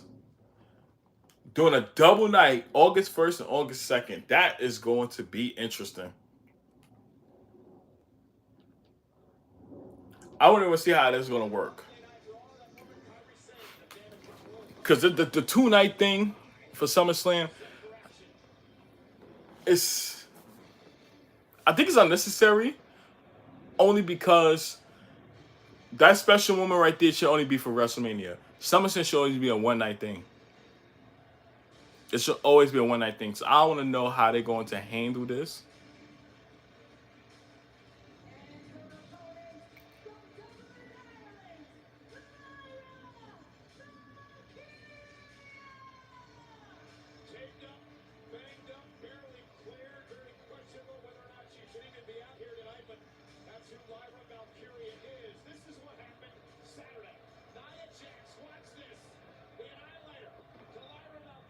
And you see the recap. Oh my God. And that was just a devastating bonsai drop from Nia Jax. Give love and respect to Lara Valkyria for taking that hit or that actually finisher because that was all Nia weight that just fell literally to her core area. But get a lot of respect for her to like to take that bump. And you see she's taped up right now. This all being her queendom now. Yes, on Friday, facing WWE Women's Champion at SummerSlam, whether that be PLE or 1 second. someone else. So here we go, Sane and Valkyria. On here on Monday Night Raw. Lyra Valkyria said, listen, I have to keep up my enthusiasm. I have to pick myself up. I've come a long way in my first month on Monday Night Raw. I believe I belong here and got to get back on the horse after that loss Saturday. Becky Lynch told her we either win or we learn. No. All right, we'll be back. So right now, Lyra Carrier has gone on offense now. Lyra Valkyria trying to fight through the pain. Got to be hard to breathe with the injured ribs. So much of Valkyria's powers comes from moves like that, which Going in for the cover. Kairi Sane kicks out. More stability is certainly a factor here, and one of the biggest assets that Lyra Valkyria has displayed since joining Raw. well, she feels so comfortable as she flies as well. The top Oh, took a little too much time getting up there because of the injury. Kairi Sane able to take over. She can never lose her confidence no matter how banged up she is. She knocked off Io Sky at Damage Control in the semifinals. Did Valkyria last week, which was a shocker. Kyrie Sane's kicking the hell out of his ribs, too. And again, the injured oh my God! What a hit! attacked by Sane, and now Lyra trying to fight back. Lyra's Separation. trying to keep up right now, especially in the conditions she's in now, knowing that her rib cages is not at 100% since that Queen of the Ring final match with Nia Jax. But Kairi Sane is looking to take advantage of it, doing a whole bunch of stomping and with an elbow shot to her chest. Valkyria in serious trouble. The official Rod Zapata right there to make sure she wanted to continue this match. Oh, the forward good. The official may think about stepping in here. And that's the thing. I feel like with Kairi Sane, she also being underutilized as well. Because she's a very good competitor. Her and Io Sky are like so freaking good. Like, I love Kairi Sane like in ring work. Especially her insane elbow. I love it. Pulled Valkyria back to her feet. Didn't allow Sane to get to the top rope. So impressive. His grit being displayed. Great. The athletic and very adaptive. Lyra Valkyria, though, hung up and in trouble. Kairi Sane. Now this could be bad. Real bad. Oh, what a stomp by Kairi Sane. Dragging Valkyria. Dragging Valkyria for the cover. 1, 2. Yeah, it's a kick out. Lyra still kicks out. Lyra was hanging on. And one thing I give respect for Kairi Sane, look how she's paying attention and putting her Guts being displayed by focus on the damaged ribs of Lyra Valkyria. Knows the road to the top. That's what I like. If I'm in a match with somebody who is definitely having issues with their rib cages, their leg, whatever it is, I'm going to target that said part right there and use it to my advantage. And the insane elbow, oh, that's a miss. Valkyria put the legs up. Here come Lyra Valkyria with the roll up. 1, 2, 3. And Valkyria is the winner. What a good way to take advantage of that. But what happened to Dakota Cobb knee? She got the brace back on. I hope she didn't re-injure that knee. Okay, that's good. But Valkyria pulling away with the W. Where's JP? What are you doing here? She has this coming. No. I asked for the judgment day to regroup in the clubhouse. You're not in the judgment day. Don't you have a match to get ready for? Right.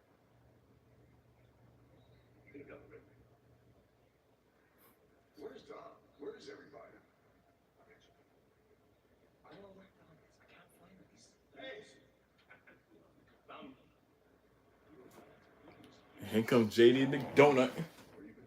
Give me my pants. Herman's been chasing me around all night. He ain't been sitting down. Oh, you can't slip. Is this an issue that I gotta take care of? Is it because you're too busy talking to Liv? Mmm. Well, you didn't hear what I said. I told her she wasn't gonna be women's champion for very long. All right? Well, she wouldn't be women's champion at all had Dom not gone out to speak of the Sucio. Hey guys, can you give us a minute, please? Here comes Dominic.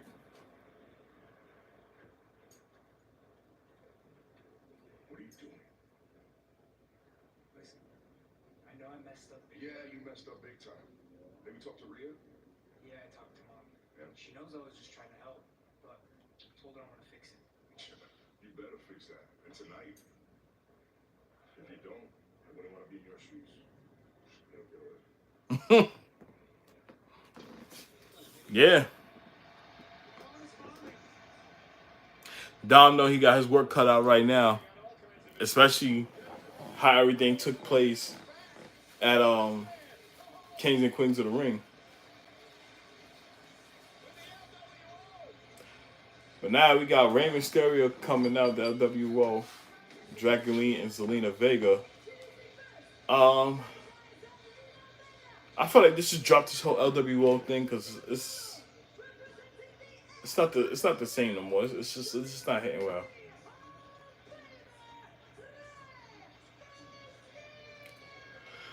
But we got Rey Mysterio taking on Carlito next, which I honestly think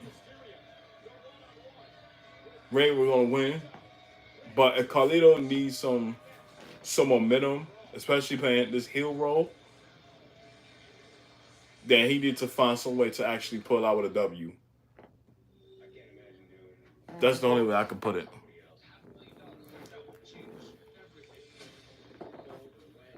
Make sure to go here. Okay. But I'll be right back, y'all. Let me go grab me some water. Stay put.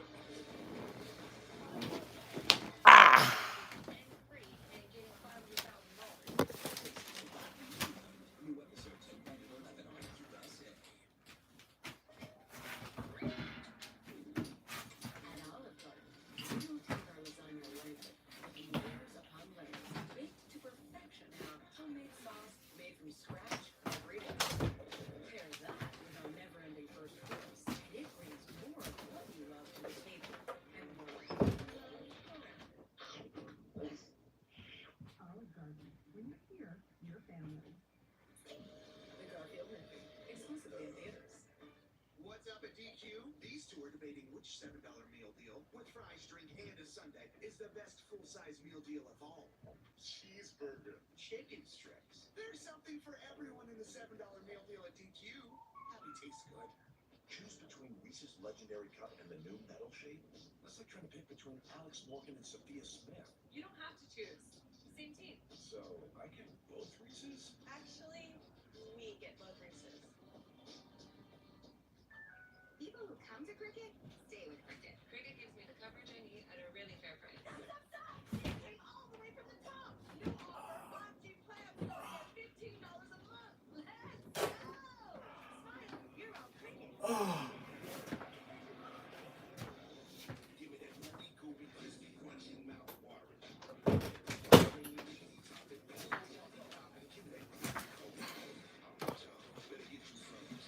Okay. Oh boy. All right, we back. Yeah, probably when I'm gonna get up when I get off stream, I gotta adjust this ankle. It is giving me hell right now. Oh man. Okay. But shouts out to y'all being in the stream. I appreciate y'all to the fullest. Whew. My ankle's bugging me out right now, but I'm thugging it out.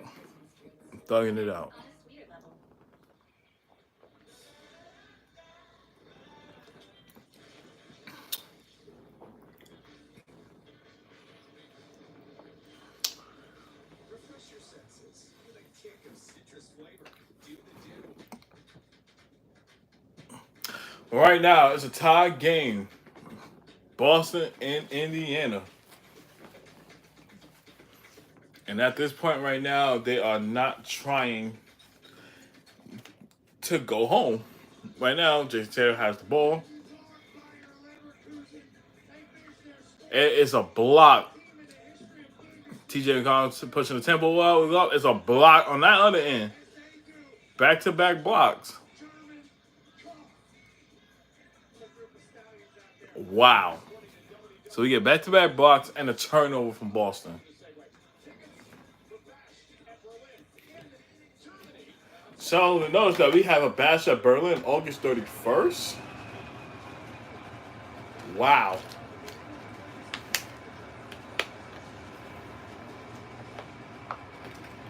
And here comes Kyrie. Actually, Eo Sky. And she looked pissed off.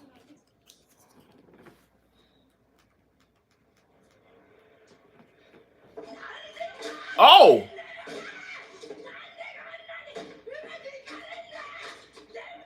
She is wildin'.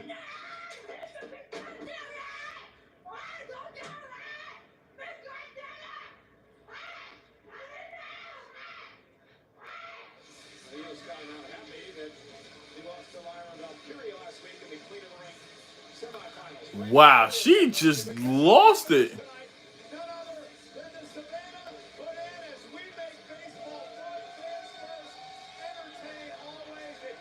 She just fucking lost it. Like, I don't know what's going on. Maybe because of that, she just lost to Lara Kyria, and then now with Kyrie saying moves into her too. And it kind of struck the nerve with her, but that is crazy.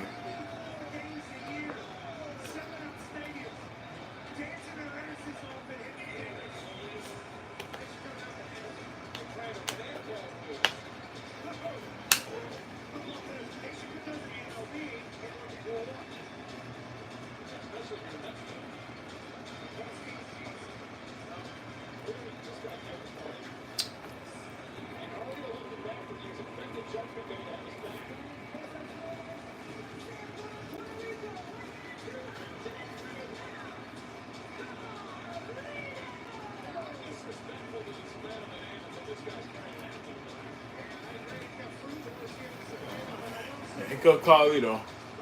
I need his original theme song too.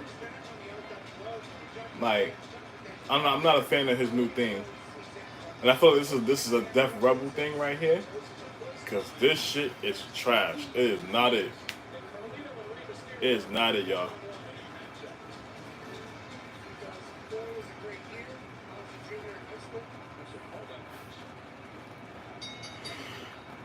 But Derek kicks it over to Drew Holiday. Drew puts up for 3 years a break. Oh. Oh, they go to foul? Lose ball foul?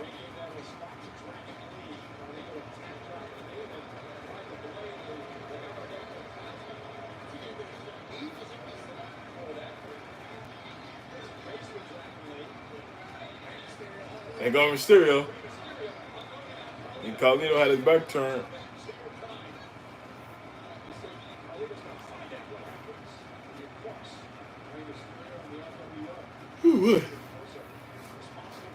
Carlito with the Irish went to Rey Mysterio.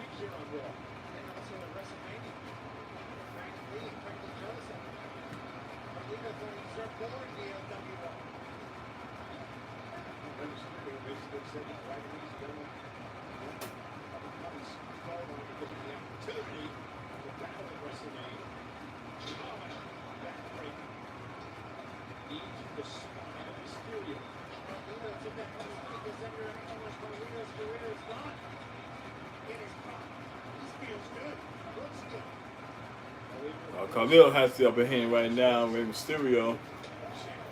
Mysterio with the kick to the face. Going up for a moonsault. I like a botch.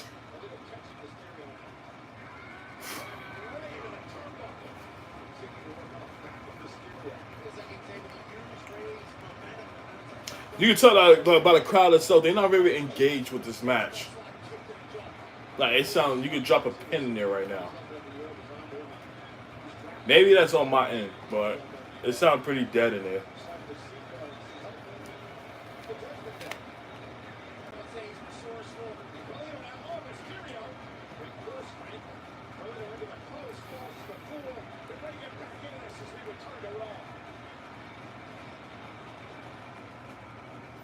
And now they just got a commercial break.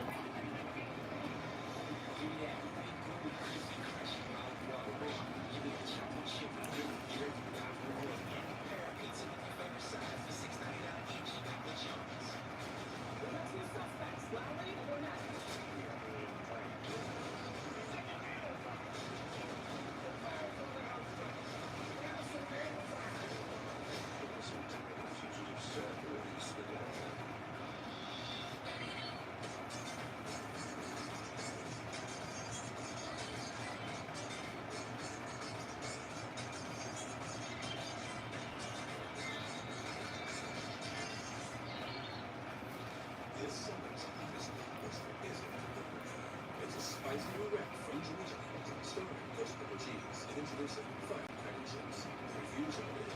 This summer, it's going to be a hot one. Jimmy John's new firecracker wrap. How far did you go with something on the ends of your space? Try the Airwick Way with Airwick Essential Mist. Infused with natural essential oils to fill your love with an immersive fragrance for up to 45 days. Now that's a breath of fresh Airwick. Men tell us when they use Just for Men to eliminate gray, there's a great before and after. Then there's the after. That boost you get when you look and feel your best. And that's why more men choose Just for Men. Uh-oh. Both of the Timberwolves, Drew Holiday posts up for the layup. And it's good. Boston's down by 1. 3 minutes and 10 seconds left in the third quarter.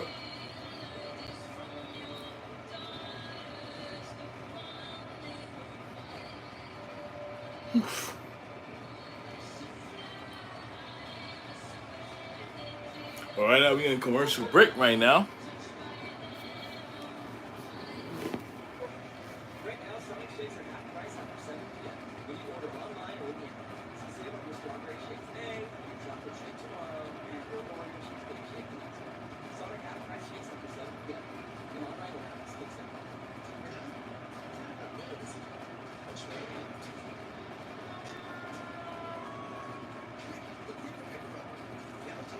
Feels like a sponge. And it's 2 times more absorbent, so you can use less. Years from now, you'll still remember how good she was. And that will feel good. Cantina Chicken Quesadilla isn't just for late night, because it has a perfect slow roasted chicken to melted cheese ratio. That's chicken on the inside, cheese everywhere else. Introducing the new Cantina Chicken Quesadilla, only at Taco Bell. I'm training the sacrifice of the vision face makes you condition. That one last year, and I'm here to win again.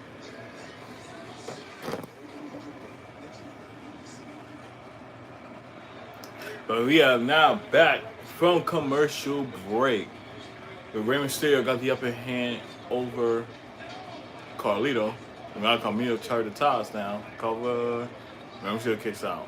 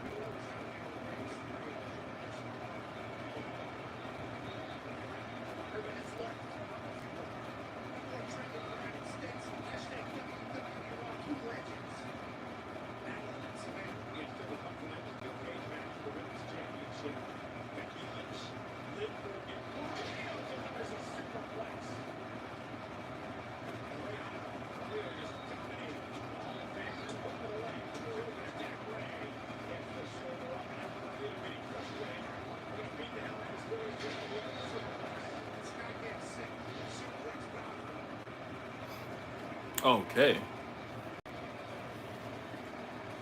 So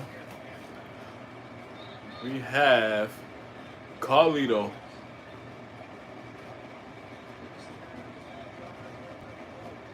trying to take the upper hand now.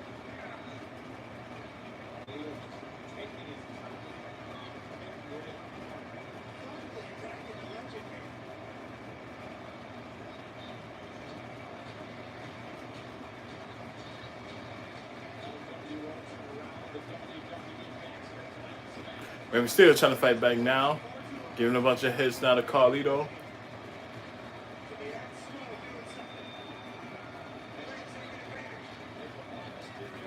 Trying to chain Carlito with the... Ooh! That's how Rey Mysterio with the moonsault connects. With a couple. 1, 2. Kicks out.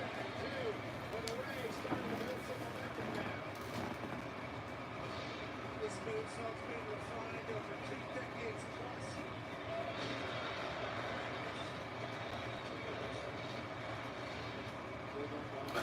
If I'm being honest right now, this match itself should not take this long.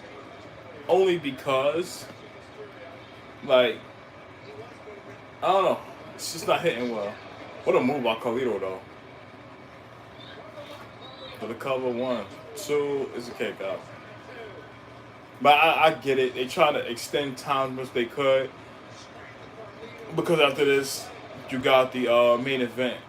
Steel cage match with Liv Morgan and Becky Lynch. So I guess right now they just trying to buy some time at this point.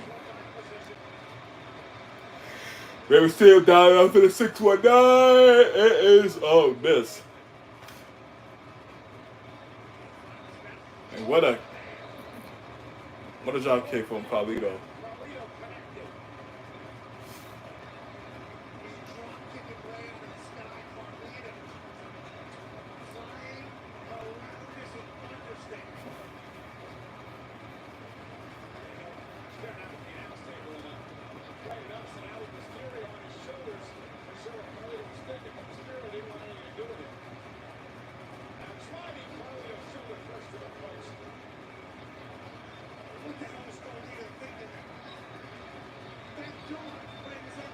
Oh! And here comes Finn Balor taking out Dragon Lee. Tilting him like a ragdoll. So he coming in to help out Carlito.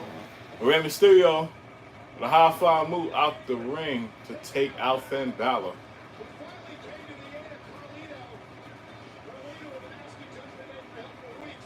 There were the elbows.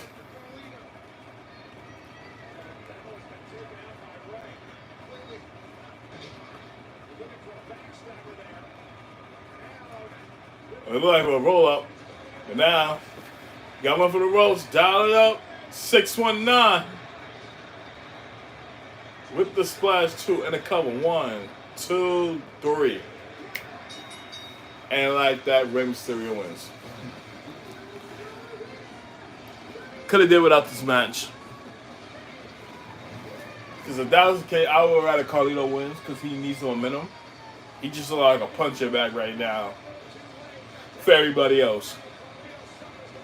Which, excuse me, let me tell you something right now I'm not a fan of. I really feel like Carlito could, you know, run his course with the company and all that. They gotta treat him better. But now you got Rey Mysterio attacking Finn Balor after all of this. To have Dragon Lee go up on a turnbuckle to hit a splash on him. Oh, and here comes Damian Priest. Oh, I couldn't even try to put away Dragon Lee. Khalil spits the apple in Dragon Lee's face. And here comes Damian Priest. Looking for the south of heaven. Oh, actually, Rachel's ass. Sorry.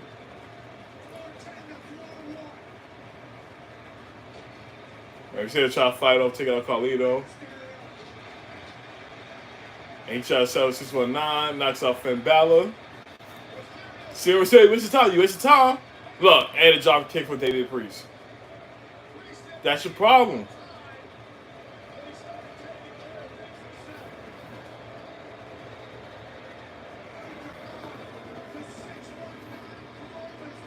And now the South of Heaven.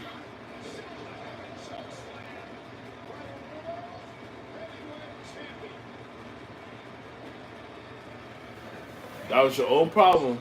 You wasted too much time. But you see the look on Danny Peach's face like, yo, he is not playing with Finn Balor and Carlito, let alone dominate.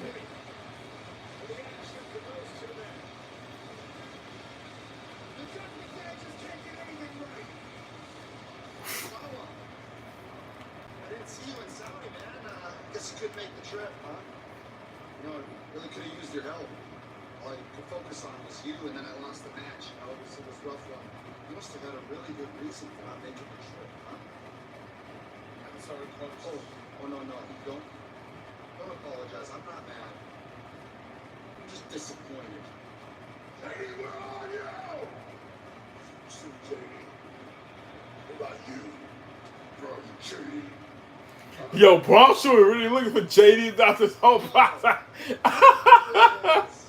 Goldilocks and her 3 brain cells. Yo, and Jay-Z, Chad Gable just violated Maxine Dupree and Otis. And you, the Intercontinental Champion right now, if it weren't for you. For some reason, out of the kindness of my heart, giving you a chance to redeem yourself against Big Bronson Reed, so don't screw it up. You're gonna beat him. Right? Right. No. Say it. No matter what. Let's go. So we got Otis taking on Bronson Reed now. Which I think, I don't see a situation where Otis beats Bronson Reed, and that's where we may see the turn.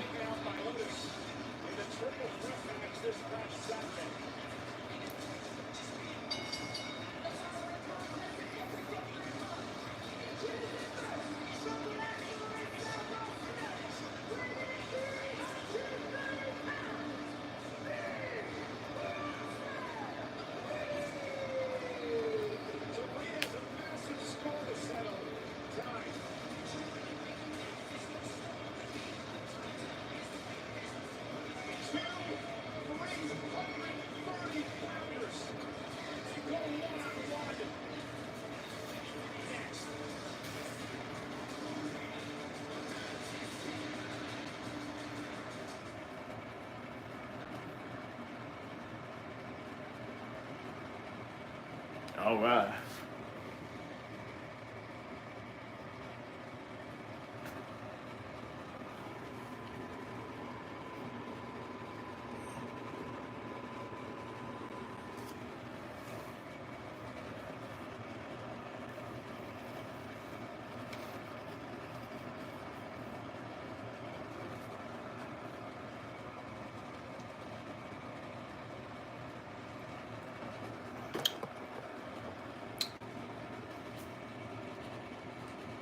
All right. And we both in commercial break, actually. So eventual return. Oh, man. And they can dish it up in right now. For all intents and purposes. As soon as I'm done, I'm going to go rest my feet and all and take my behind to sleep.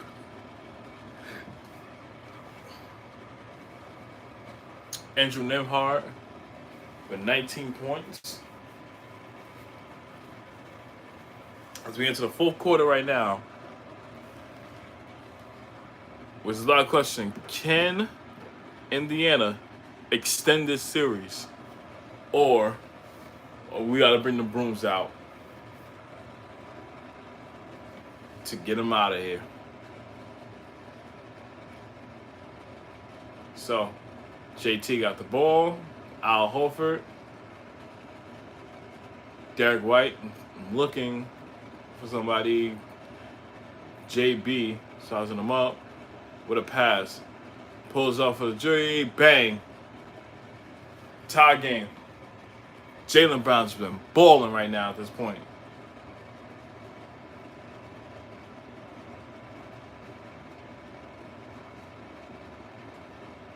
They got pulls out, puts it in, and he's up by 2. And I had just keeping the momentum going too.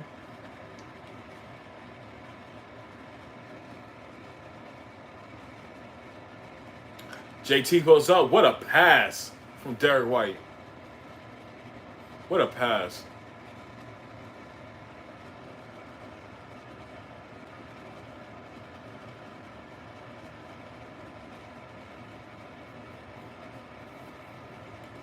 EJ got the ball, pass to the Pascal. What a pass. Good way to see that, Siakam.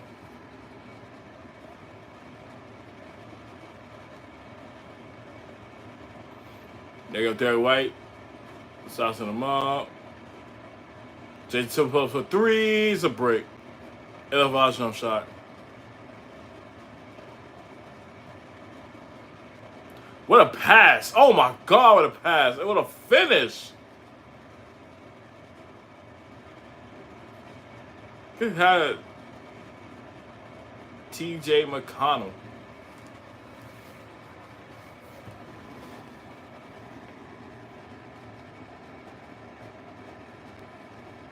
What a pass and what a finish by TJ McConnell.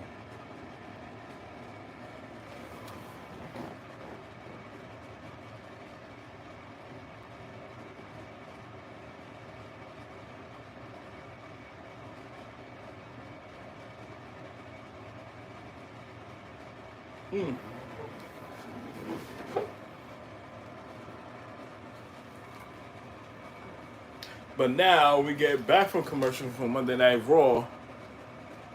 Next match we got Bronson Reed, big Bronson Reed, taking on Otis. And I'll tell you right now,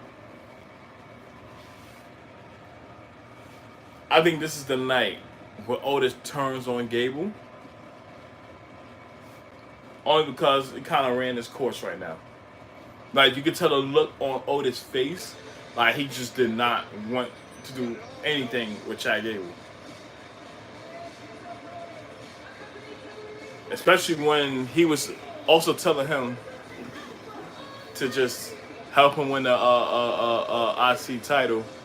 And it kind of backfired when he attacked him and gave an opportunity for Sami Zayn to win. Let's see. Yo, B, what's going on, brother?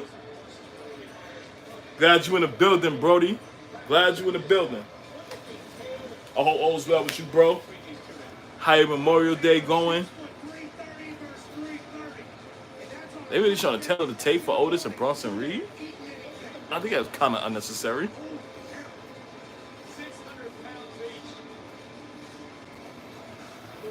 What's going on, bro? I hope all is well with you, baby.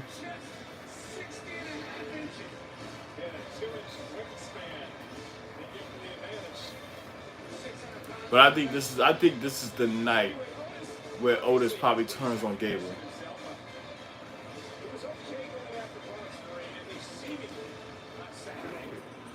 Everything Gucci, my guy. Hope the same for you. But Bronson got the W. Probably face turn for Otis. Yeah, I agree. I definitely agree. And I feel alright, bro. You know, I'm just trying to rest my left ankle right now because I had sprained it last night when I was running with my nephews on the boardwalk. And biggest mistake I could ever do right now was running some Jordan 1s, low tops to be exact. And it kind of like, I regret it because when I planted my left foot down, it's when the pain from my heel like started to shoot up. So it swelled up for the most part. So I got it wrapped up in 8 bandages, and I got to set up an orthopedic appointment tomorrow. So for right now, try to keep it elevated as much as I could, but I said I had to stream, bro. I said it was only right. You know? But I definitely see a face turn for Otis tonight.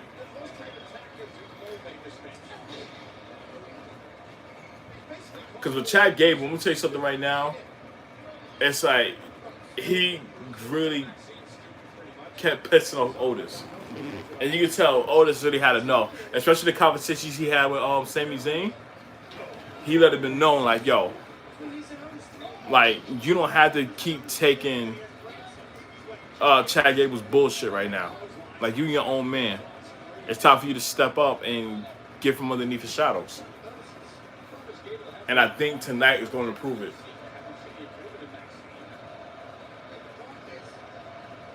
But Odin trying to get momentum right now. The Furious strikes.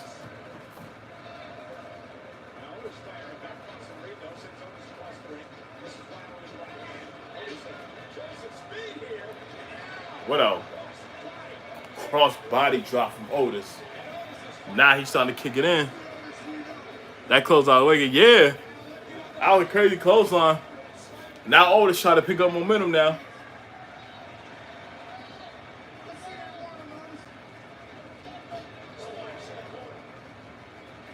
Get with a splash. Try to send him up for the worm. Oh yeah.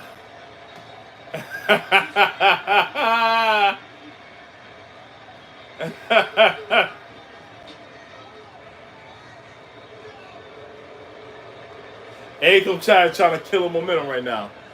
Let him do his thing. That's his problem. That's his problem. Let Otis be him.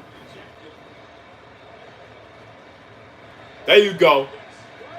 Do your own thing, Otis.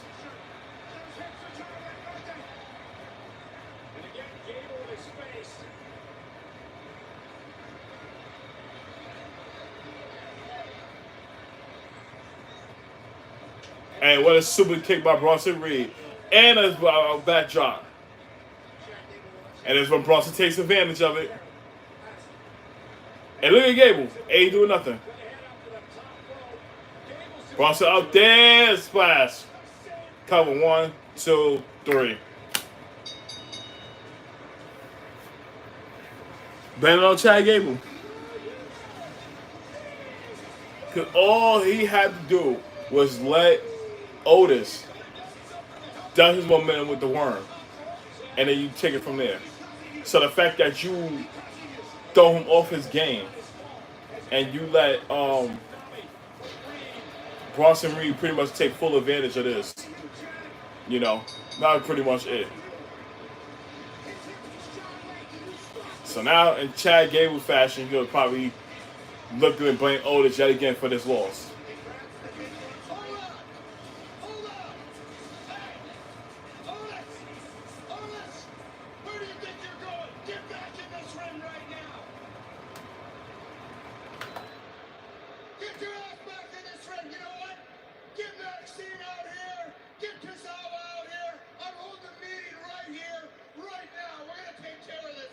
So he's trying to call out all of them. He don't want him being a face size pandering to the crowd. He'll attack this type of shit for Gable. Yeah, I agree. Absolutely. Look how he's talking to Maxine Dupree and Tozawa. So you know, like, that time is coming right now at this point, bro.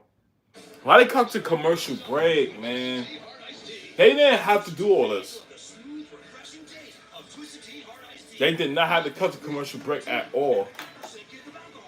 Because all you had to do, once you call them into that, but I get it, because of that match being over and all that, and Chad Gable calling them out, you got to get a little quick commercial break in. So I get it for the most part.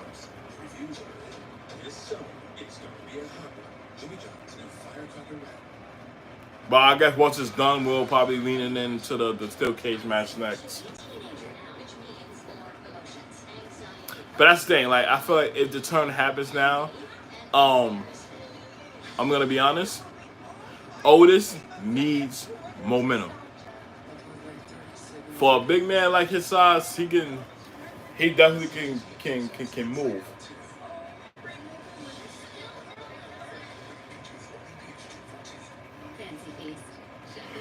But yeah.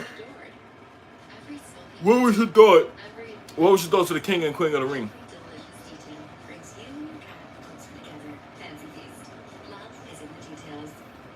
Because for me, I still wish that Randy Orton could have beat Gunther So you have versus Cody Rhodes at SummerSlam. Because now I see Gunther winning the King of the Ring, and we know that he has a title shot at SummerSlam.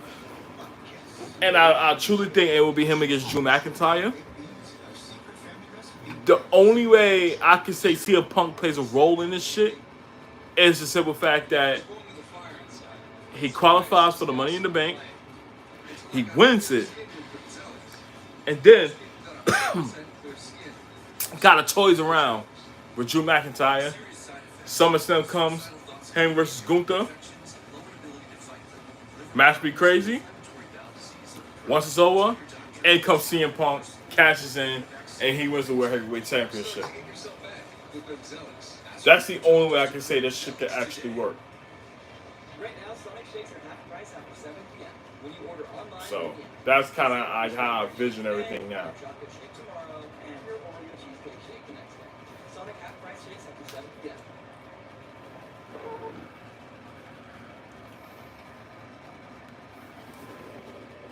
Shit, I call all of them besides Liv, but I understand why they gave it to Liv. Now Becky was transitioning because Rhea got hurt and Liv's gonna take off Liv within her arms. And then a series of matches. Yeah. Cause I'm telling you now, with Becky Lynch, I give her praise for that too. Because after WrestleMania, she was supposed to take a break anyway. She was supposed to take time off. But because of the whole Rhea situation getting hurt, and you really didn't have that much firepower in the women's side, they had to like call audible and have Becky Lynch be there to pretty much, keep the steam rolling and just get Liv Morgan ready to hold that title and have a run with it. I mean, Liv take it off Rhea, yeah.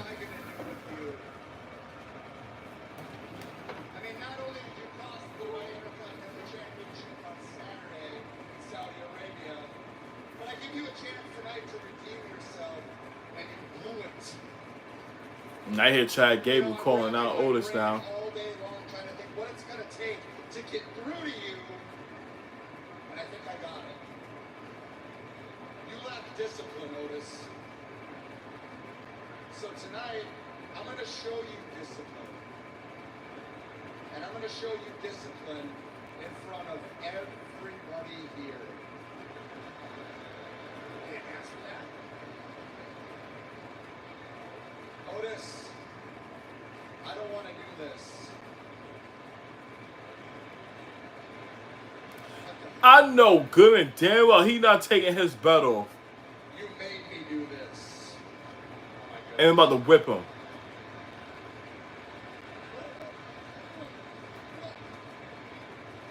Now grab the rope. What? I said grab the rope. This type of punishment went out 30 years ago. I know good and damn well he is not about to whip his ass like he's his own child. That's his child. Can't be grabbing the rope in this situation.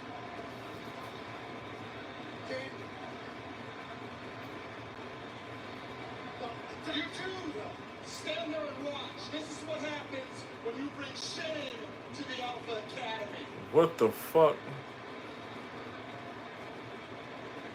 And Otis, just know, my friend, this is gonna hurt me a lot more than it hurts you. Nah, that is crazy. He really about to whip this motherfucker?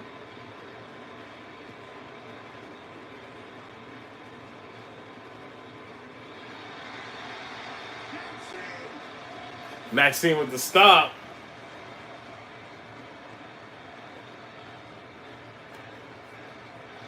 He's tripping. And Charlie got with that look in his face like, yo. This a little too much for you, huh? You gonna cry? Is it hurting your feelings? Why don't you do me a favor? Get the hell out of my ring right now! Go! Go! I said get out and don't come back! What about you, Tozawa? You got a problem with this, huh? You got something to say? Say it! I didn't think so. Now stand there and watch. And here comes Sami fucking Zayn. I would have had enough.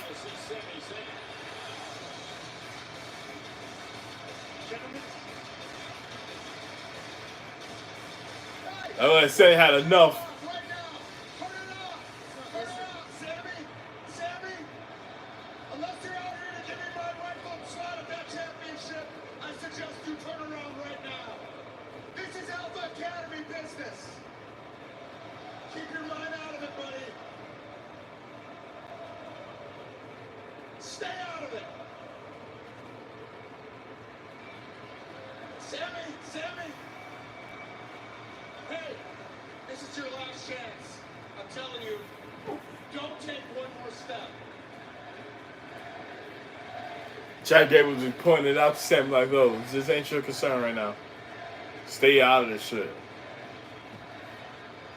But Sami had enough, yo. 2 steps. What are you gonna do, Chad, huh? You think you're pretty tough, huh? You're not.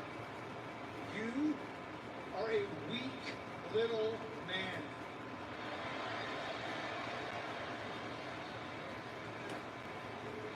You have manipulated your way into opportunity after opportunity for the Intercontinental Championship, and yet every single time you did, you came up short.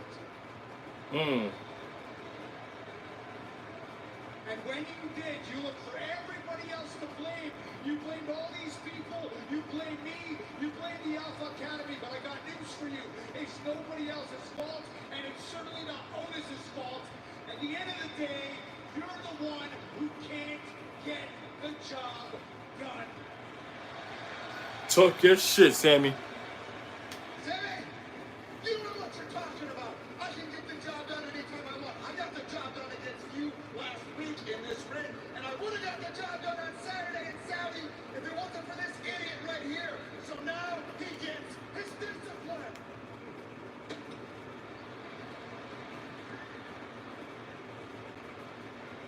There goes Sami taking the belt away from him.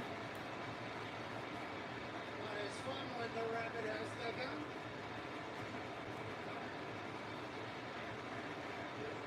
Now this is the time now. Otis, you know what the fuck you need to do.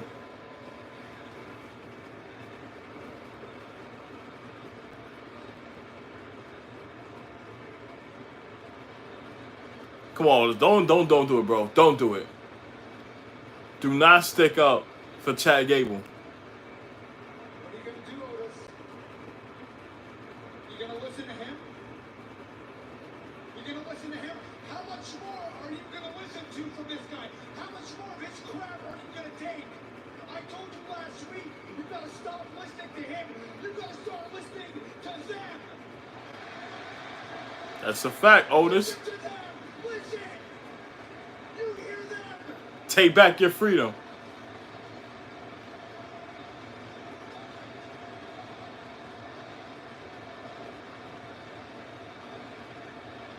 Take back your freedom, Otis. Them, Otis, and listen to this. Listen to your heart. You know what the right thing to do. Blindside Cupid. Expected anything different. Chad Gable now attacking Sami Zayn. Oh. Come on, Otis. You gotta make a move.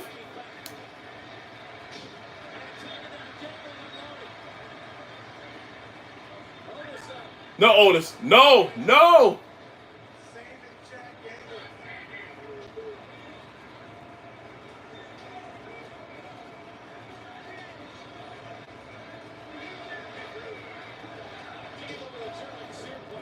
Give it a German suplex. He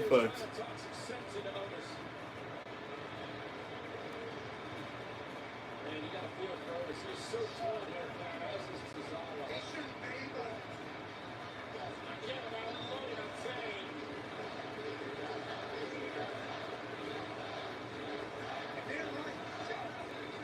Come on, Otis. You gotta make a move, bro. Sami is suffering over there.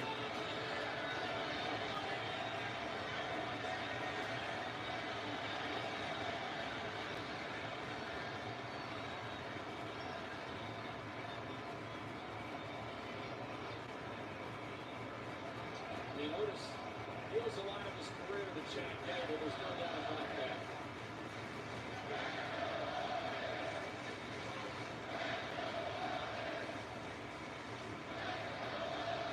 Let's go, Otis. Now's the time. Freedom.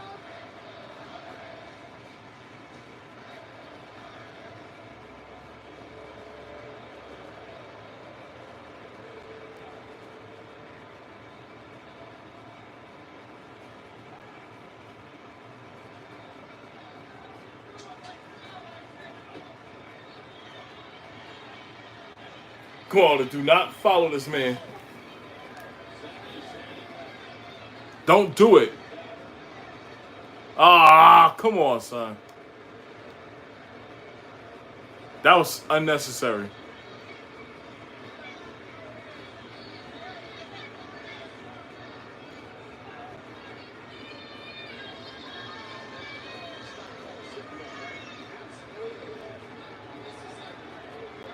That was unnecessary. Because that moment right there should have been a turn. You pretty much just wasted everybody. You just wasted all of us time.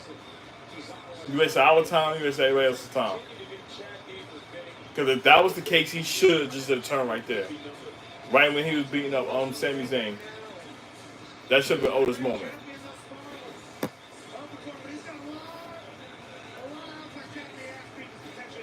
Ladies and gentlemen, we also have a brand new Women's World Champion, Liv Morgan, and her revenge tour will be.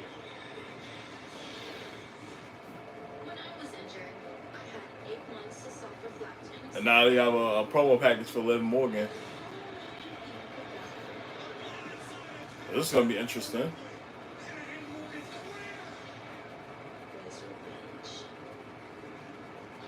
Final stop on the Liv Morgan revenge tour is and always will be Rhea Ripley and the Women's World Championship. You can't believe me. Watch me. All right, from Liv Morgan. Whew.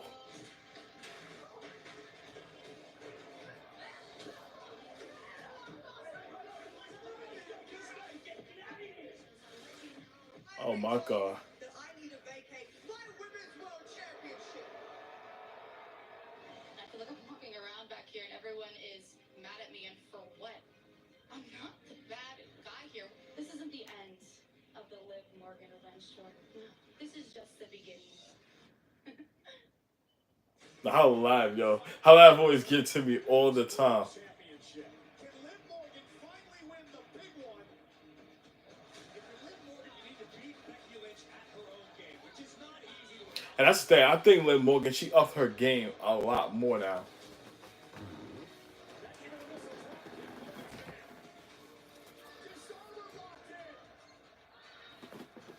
What is this damn fool doing here? Well, Dominic said he came all the way to Saudi Arabia to make sure Liv doesn't get her hands anywhere near Mommy's championship. Look at him, hit a slam! Jawbreaker! Superplex! And Lynch capitalized. And they go dominate with the chair. Morgan beat! Oblivion! Liv Morgan is the Women's World Champion. You're going to be in trouble with Mommy, Dominic.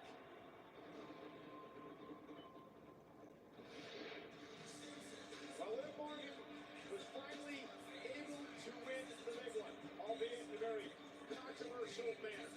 The new Women's World Champion. It's her first title offense 2 days since she won it at King and Queen. And here come the man. Almost made it that time. Becky Lynch, determined to right the wrongs of Saturday. Another setup for a steel cage match. For the Women's World Championship on this Memorial Day presentation of Monday Night Raw inside the imposing steel cage. In moments, it will surround the ring. Inside, the world champion Liv Morgan defends the title against Becky Lynch. Shit about to get real. Pinfall, submission, or escape. A battle live next.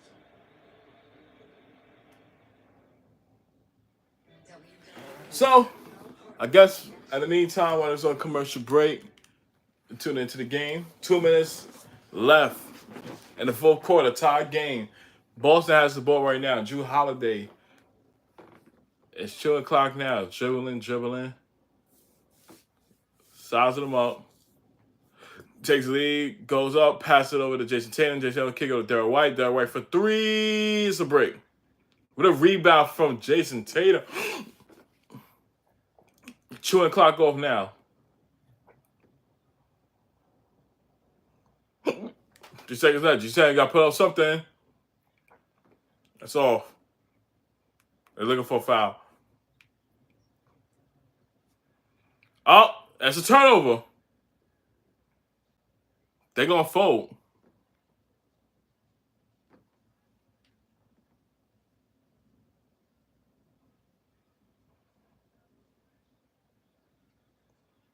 Jay Bree goes up. It's a miss.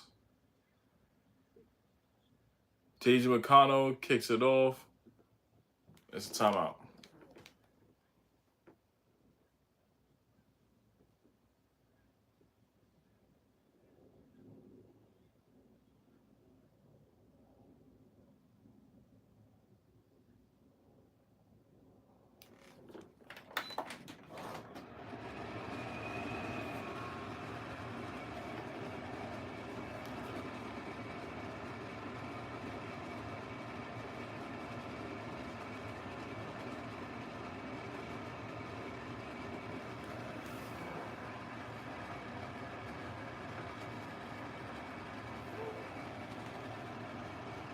Speaking of, I need to buy me a new chair because I'm starting to see this starting to tear up now. Yeah, down the line, I'll probably give me a new gaming chair.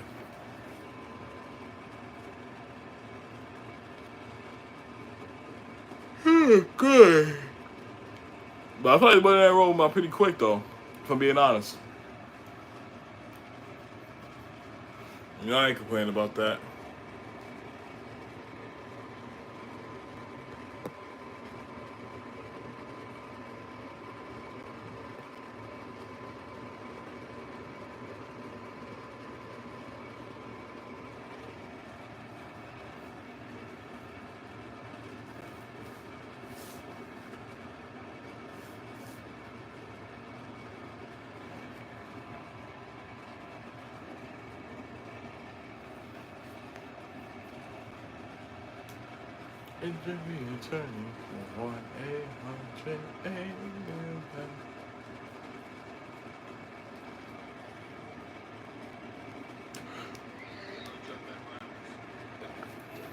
Oh, what a block! Don't wait to upgrade your phone. Get anytime upgrade included with unlimited. Oh, a little too loud.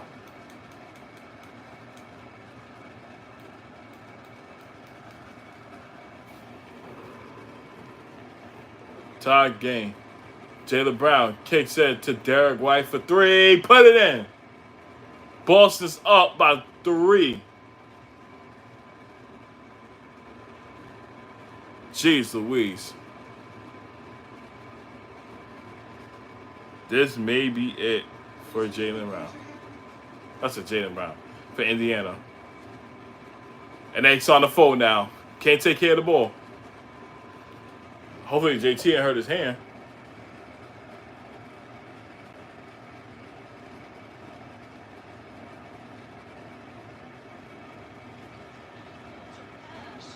Was to the corner. And how about this play from Jaylen Brown? My goodness. There's a little over 5-second different shot clock and game clock, so the Pacers do not have to foul. Holiday holding. Turner on the wall, up top Tatum. Shot clock at 6. Step back, puts up another three. Back to the rim. Oh, it is over. Game over.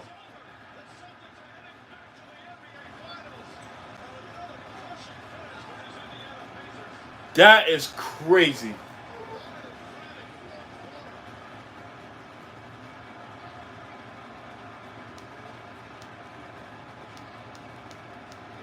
guys talking like your champions already. You will be, but not without my guys. every team here on Raw. I don't know if you're aware of this. I am a 3-time women's tag team champion. I held the NXT women's title more days than anyone else ever has. So I suggest you walk away unless you want to go through an ACL rehab. I respect your accomplishment. I just don't think a lot of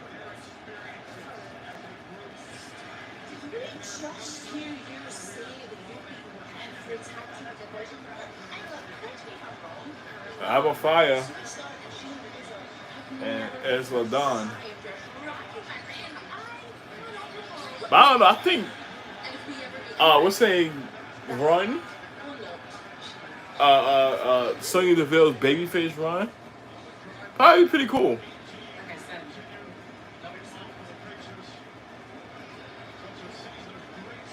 I actually would see how she go as a babyface. I'm really like all for it right now. But next Monday we are getting Sheamus versus Ludwig Kaiser. That should be interesting. And we have they're taking on AOP.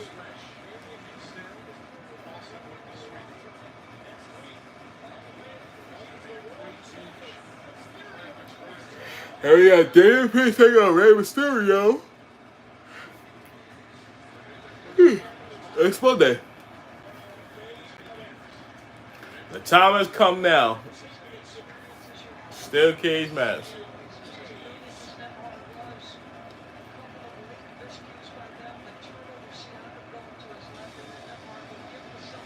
And here comes the man, Becky Lynch.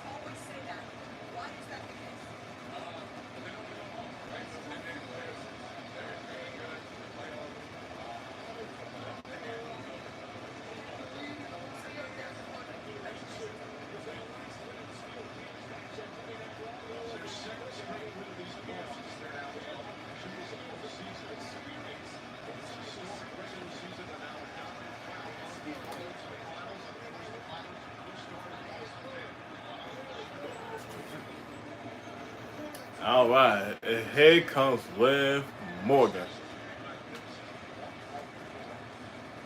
your new women's world champion, Liv Morgan.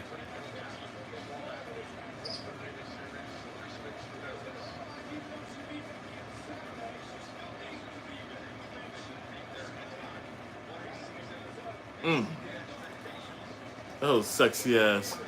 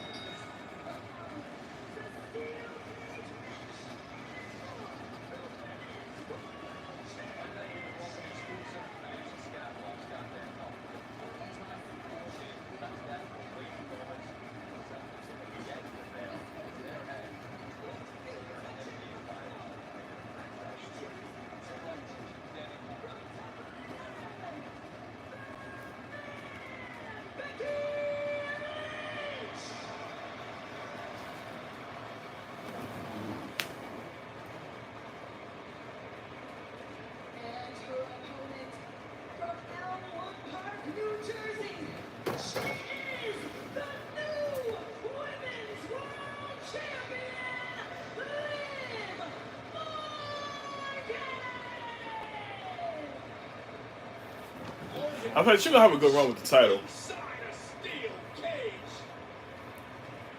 I love the AK Kara from WWE as well. The Black Fighters win. Hmm. You got it. You're in. Why don't they do a commercial before the match starts? How many stoplights do you run? 6, 7.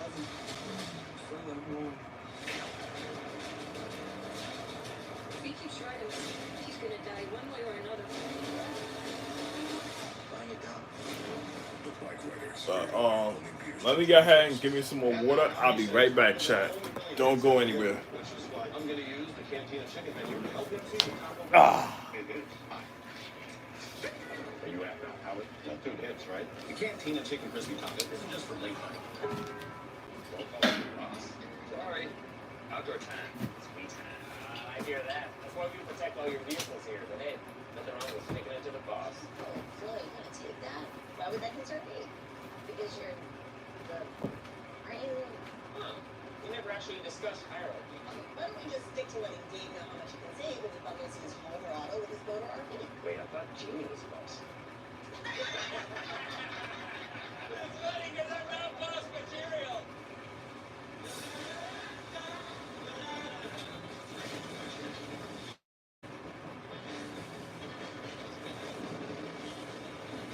Refresh your senses with a kick of citrus flavor. Do the do. Less of this and less of that.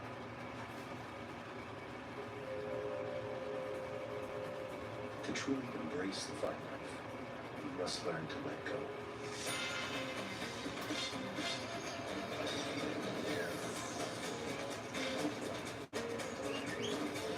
Only then will you find that even if you leave the beach, it never leaves you. Bienvenidos a la vida más fina. Isn't it absolutely bonkers that you can walk into a store, hand someone a piece of plastic, and they will willingly hand over Reese's cups? Forget flying cars. This is it. We're at the pinnacle. And meet Reese's distant but delicious cousins. Give me that gooey, gooey, crispy, crunchy, mouth-watering. Give me that chocolate chip and Jersey Papa wing it. Pair of pizza with your favorite size for $6.99 each. Papa John's. Red hot deal days are here. Get our biggest deals of the season only until May. Yeah. All right, we're back. Your choice on us. We are back. Our top brands. So you'll get a free Oh boy. smartwatch. So we got the main event match now with Liv Morgan versus Becky Lynch. Plus, check out tons more great deals. It's Right before we go commercial break. Hurry up. It's only until May 20th.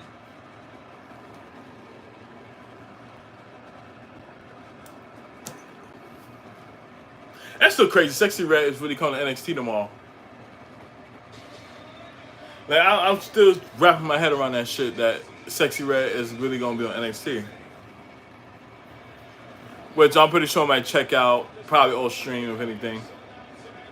But I'm pretty sure she'll be involved with the whole Trick Williams Last Legends and all that other stuff.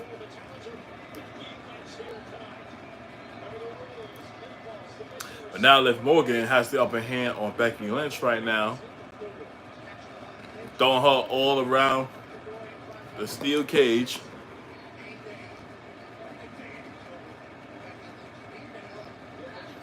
And she just took her head and ramming it towards the cage.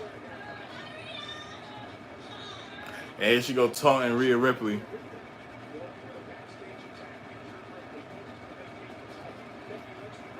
See, if I'm Liv Morgan right now, she cannot do the Drew McIntyre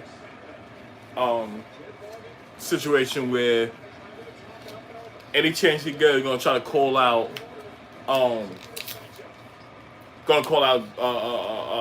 Rhea all the time, the way how Drew used to call CM Punk. You know, I was like, I get it. She caused you to be out of action for 8 months, and you were looking for revenge and all that stuff. But you got what you need right now. You got the women's world title right now, and you pretty much on the top of the food chain. So if I'm Liv Morgan right now, you put Rhea right behind you right now and just focus on the talent you got right now.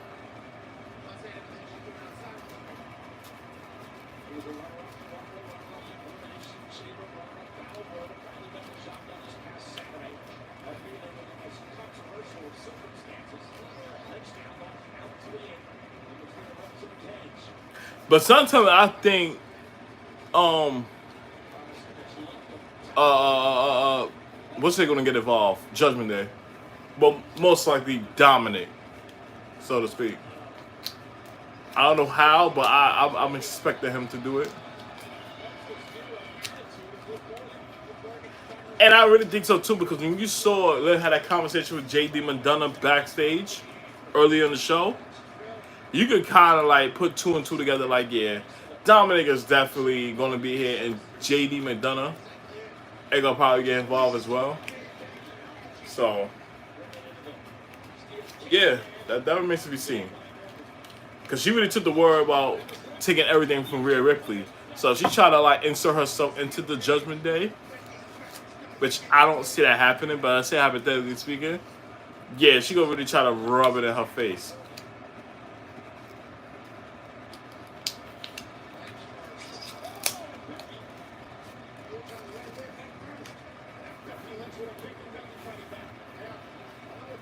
But Becky trying to fight back right now.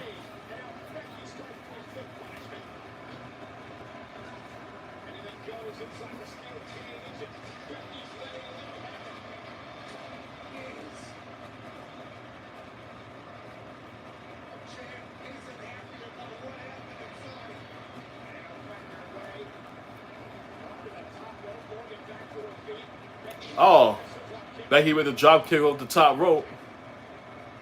Going in for the cover. 1 and 2, Liv kicks out.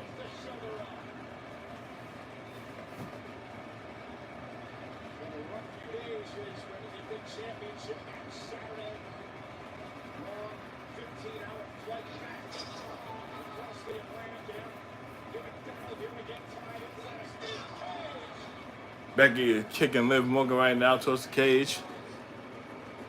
Liv taking control. Yeah. You know they're going to get her office in any chance she can right now, but Becky is on the receiving end now, is trying to get her momentum going. But Becky getting hit by that steel cage now. She's out. Liv's in control now. Then back in commercial break.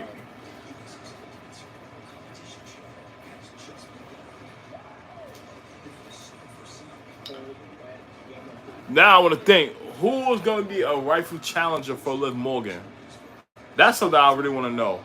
Because we know Becky's going to lose tonight. We all know that.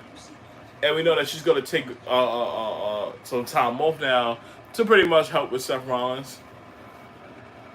And I guess we won't probably see her until, I believe, Money in the Bank.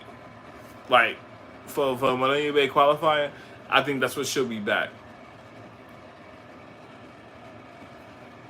And I'm pretty sure that would be the pay-per-view that's after Clash at the Castle.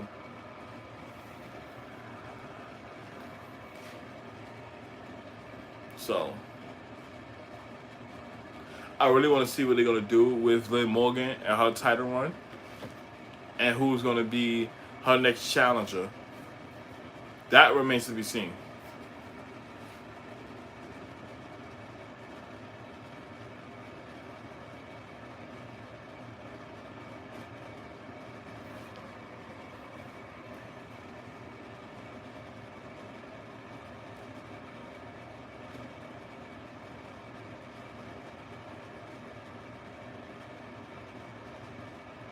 But I don't know. I think for me, they should carry the clash. Should carry to the clash. Oh, that should carry to the clash. Yeah. I think about that, but yeah, I don't know. You can't carry the Liv and Becky feud all the way to Clash of the Castle, only because with Becky Lynch is that she's going to take time off. Because if that was the case, They could have saved this rematch for Clash of the Castle. Seeing that we only like 2.5 weeks away from it, you know, you or actually three weeks away from it now. You could basically save that for whatchamacallit, for Clash of the Castle. Since they're doing it now, you know that Becky gonna take time off. Now, to answer your question, who's gonna challenge Liv? As I'm looking through the women's roster right now, the only person I'll probably say that's gonna probably give a Liv run for her money for the title is Io Sky. You know, that's what I'm probably saying right now. That's how I see right now is Io Sky, and you see how she was just having a rant, just like wilding backstage. So I'm pretty sure down the line, Io's gonna get another title opportunity, and for what I know, she probably may face Liv Morgan at Clash of the Castle. Cause I look at everybody right now, and it's women for Raw. When it comes down to the women's division, and I don't see a good challenge. You know what? I take that back. It's either gonna be Io Sky or Lyra Valkyrie. Lyra Valkyrie. Those are the only two I could probably say that may challenge Liv Morgan after Becky Lynch. So Io Sky or Lyra Valkyrie.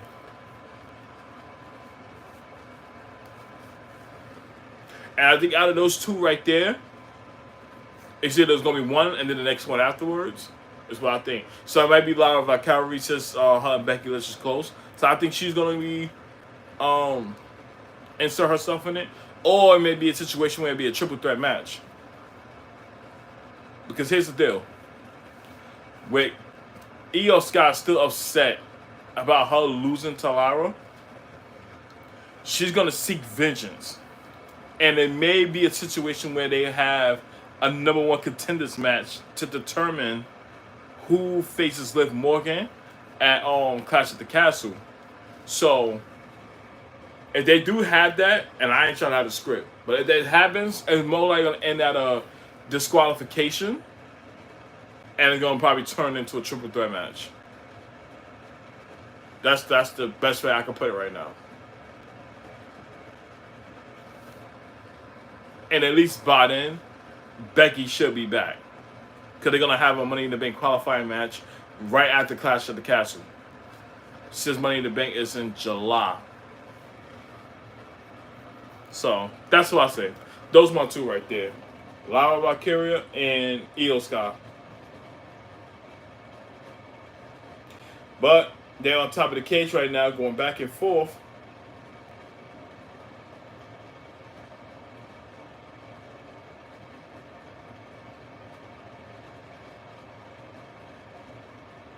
Now, if I'm Becky Lynch, it's easy for me to just go over right there and win this match. If I'm being, like, with a logical sense. But, you know, that ain't going to happen.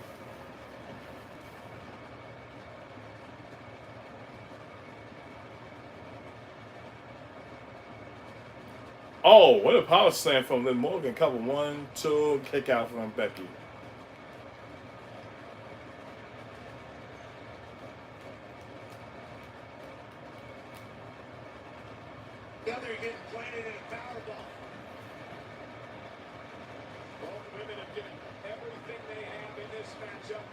See, the camera view, this is what I don't like.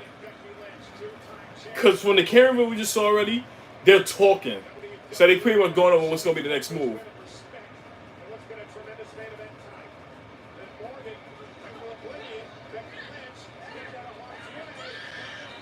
Should have did a disarm on the top rope. Wow. On the top.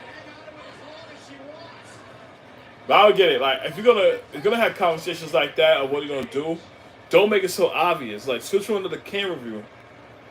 Because that over the cage shot, you could clearly look at Becky and the way she's just talking to her and the way she got her face turned. Like they got to do a better job with that right there. But Becky Lynch coming up.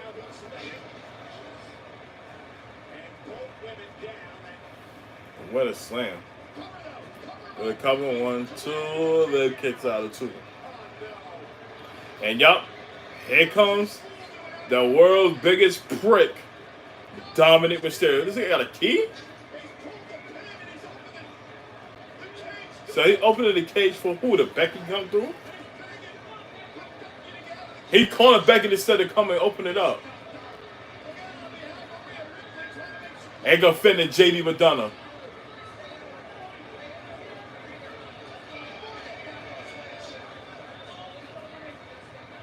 What an idiot.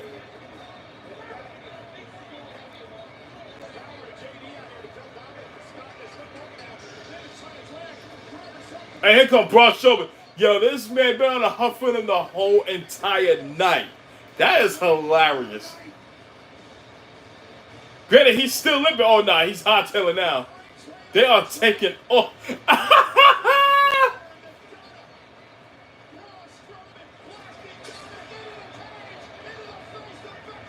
So, Braun Strowman with the freight train collided with Dominic, and it hit the cage and it ricocheted and hit Becky. And this might be Liz's opportunity right here. Yup. That's crazy.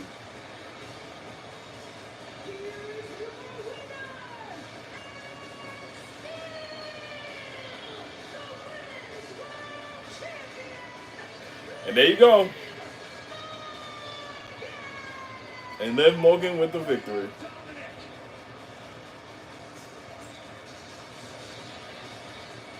Dominic, you is such a dumbass.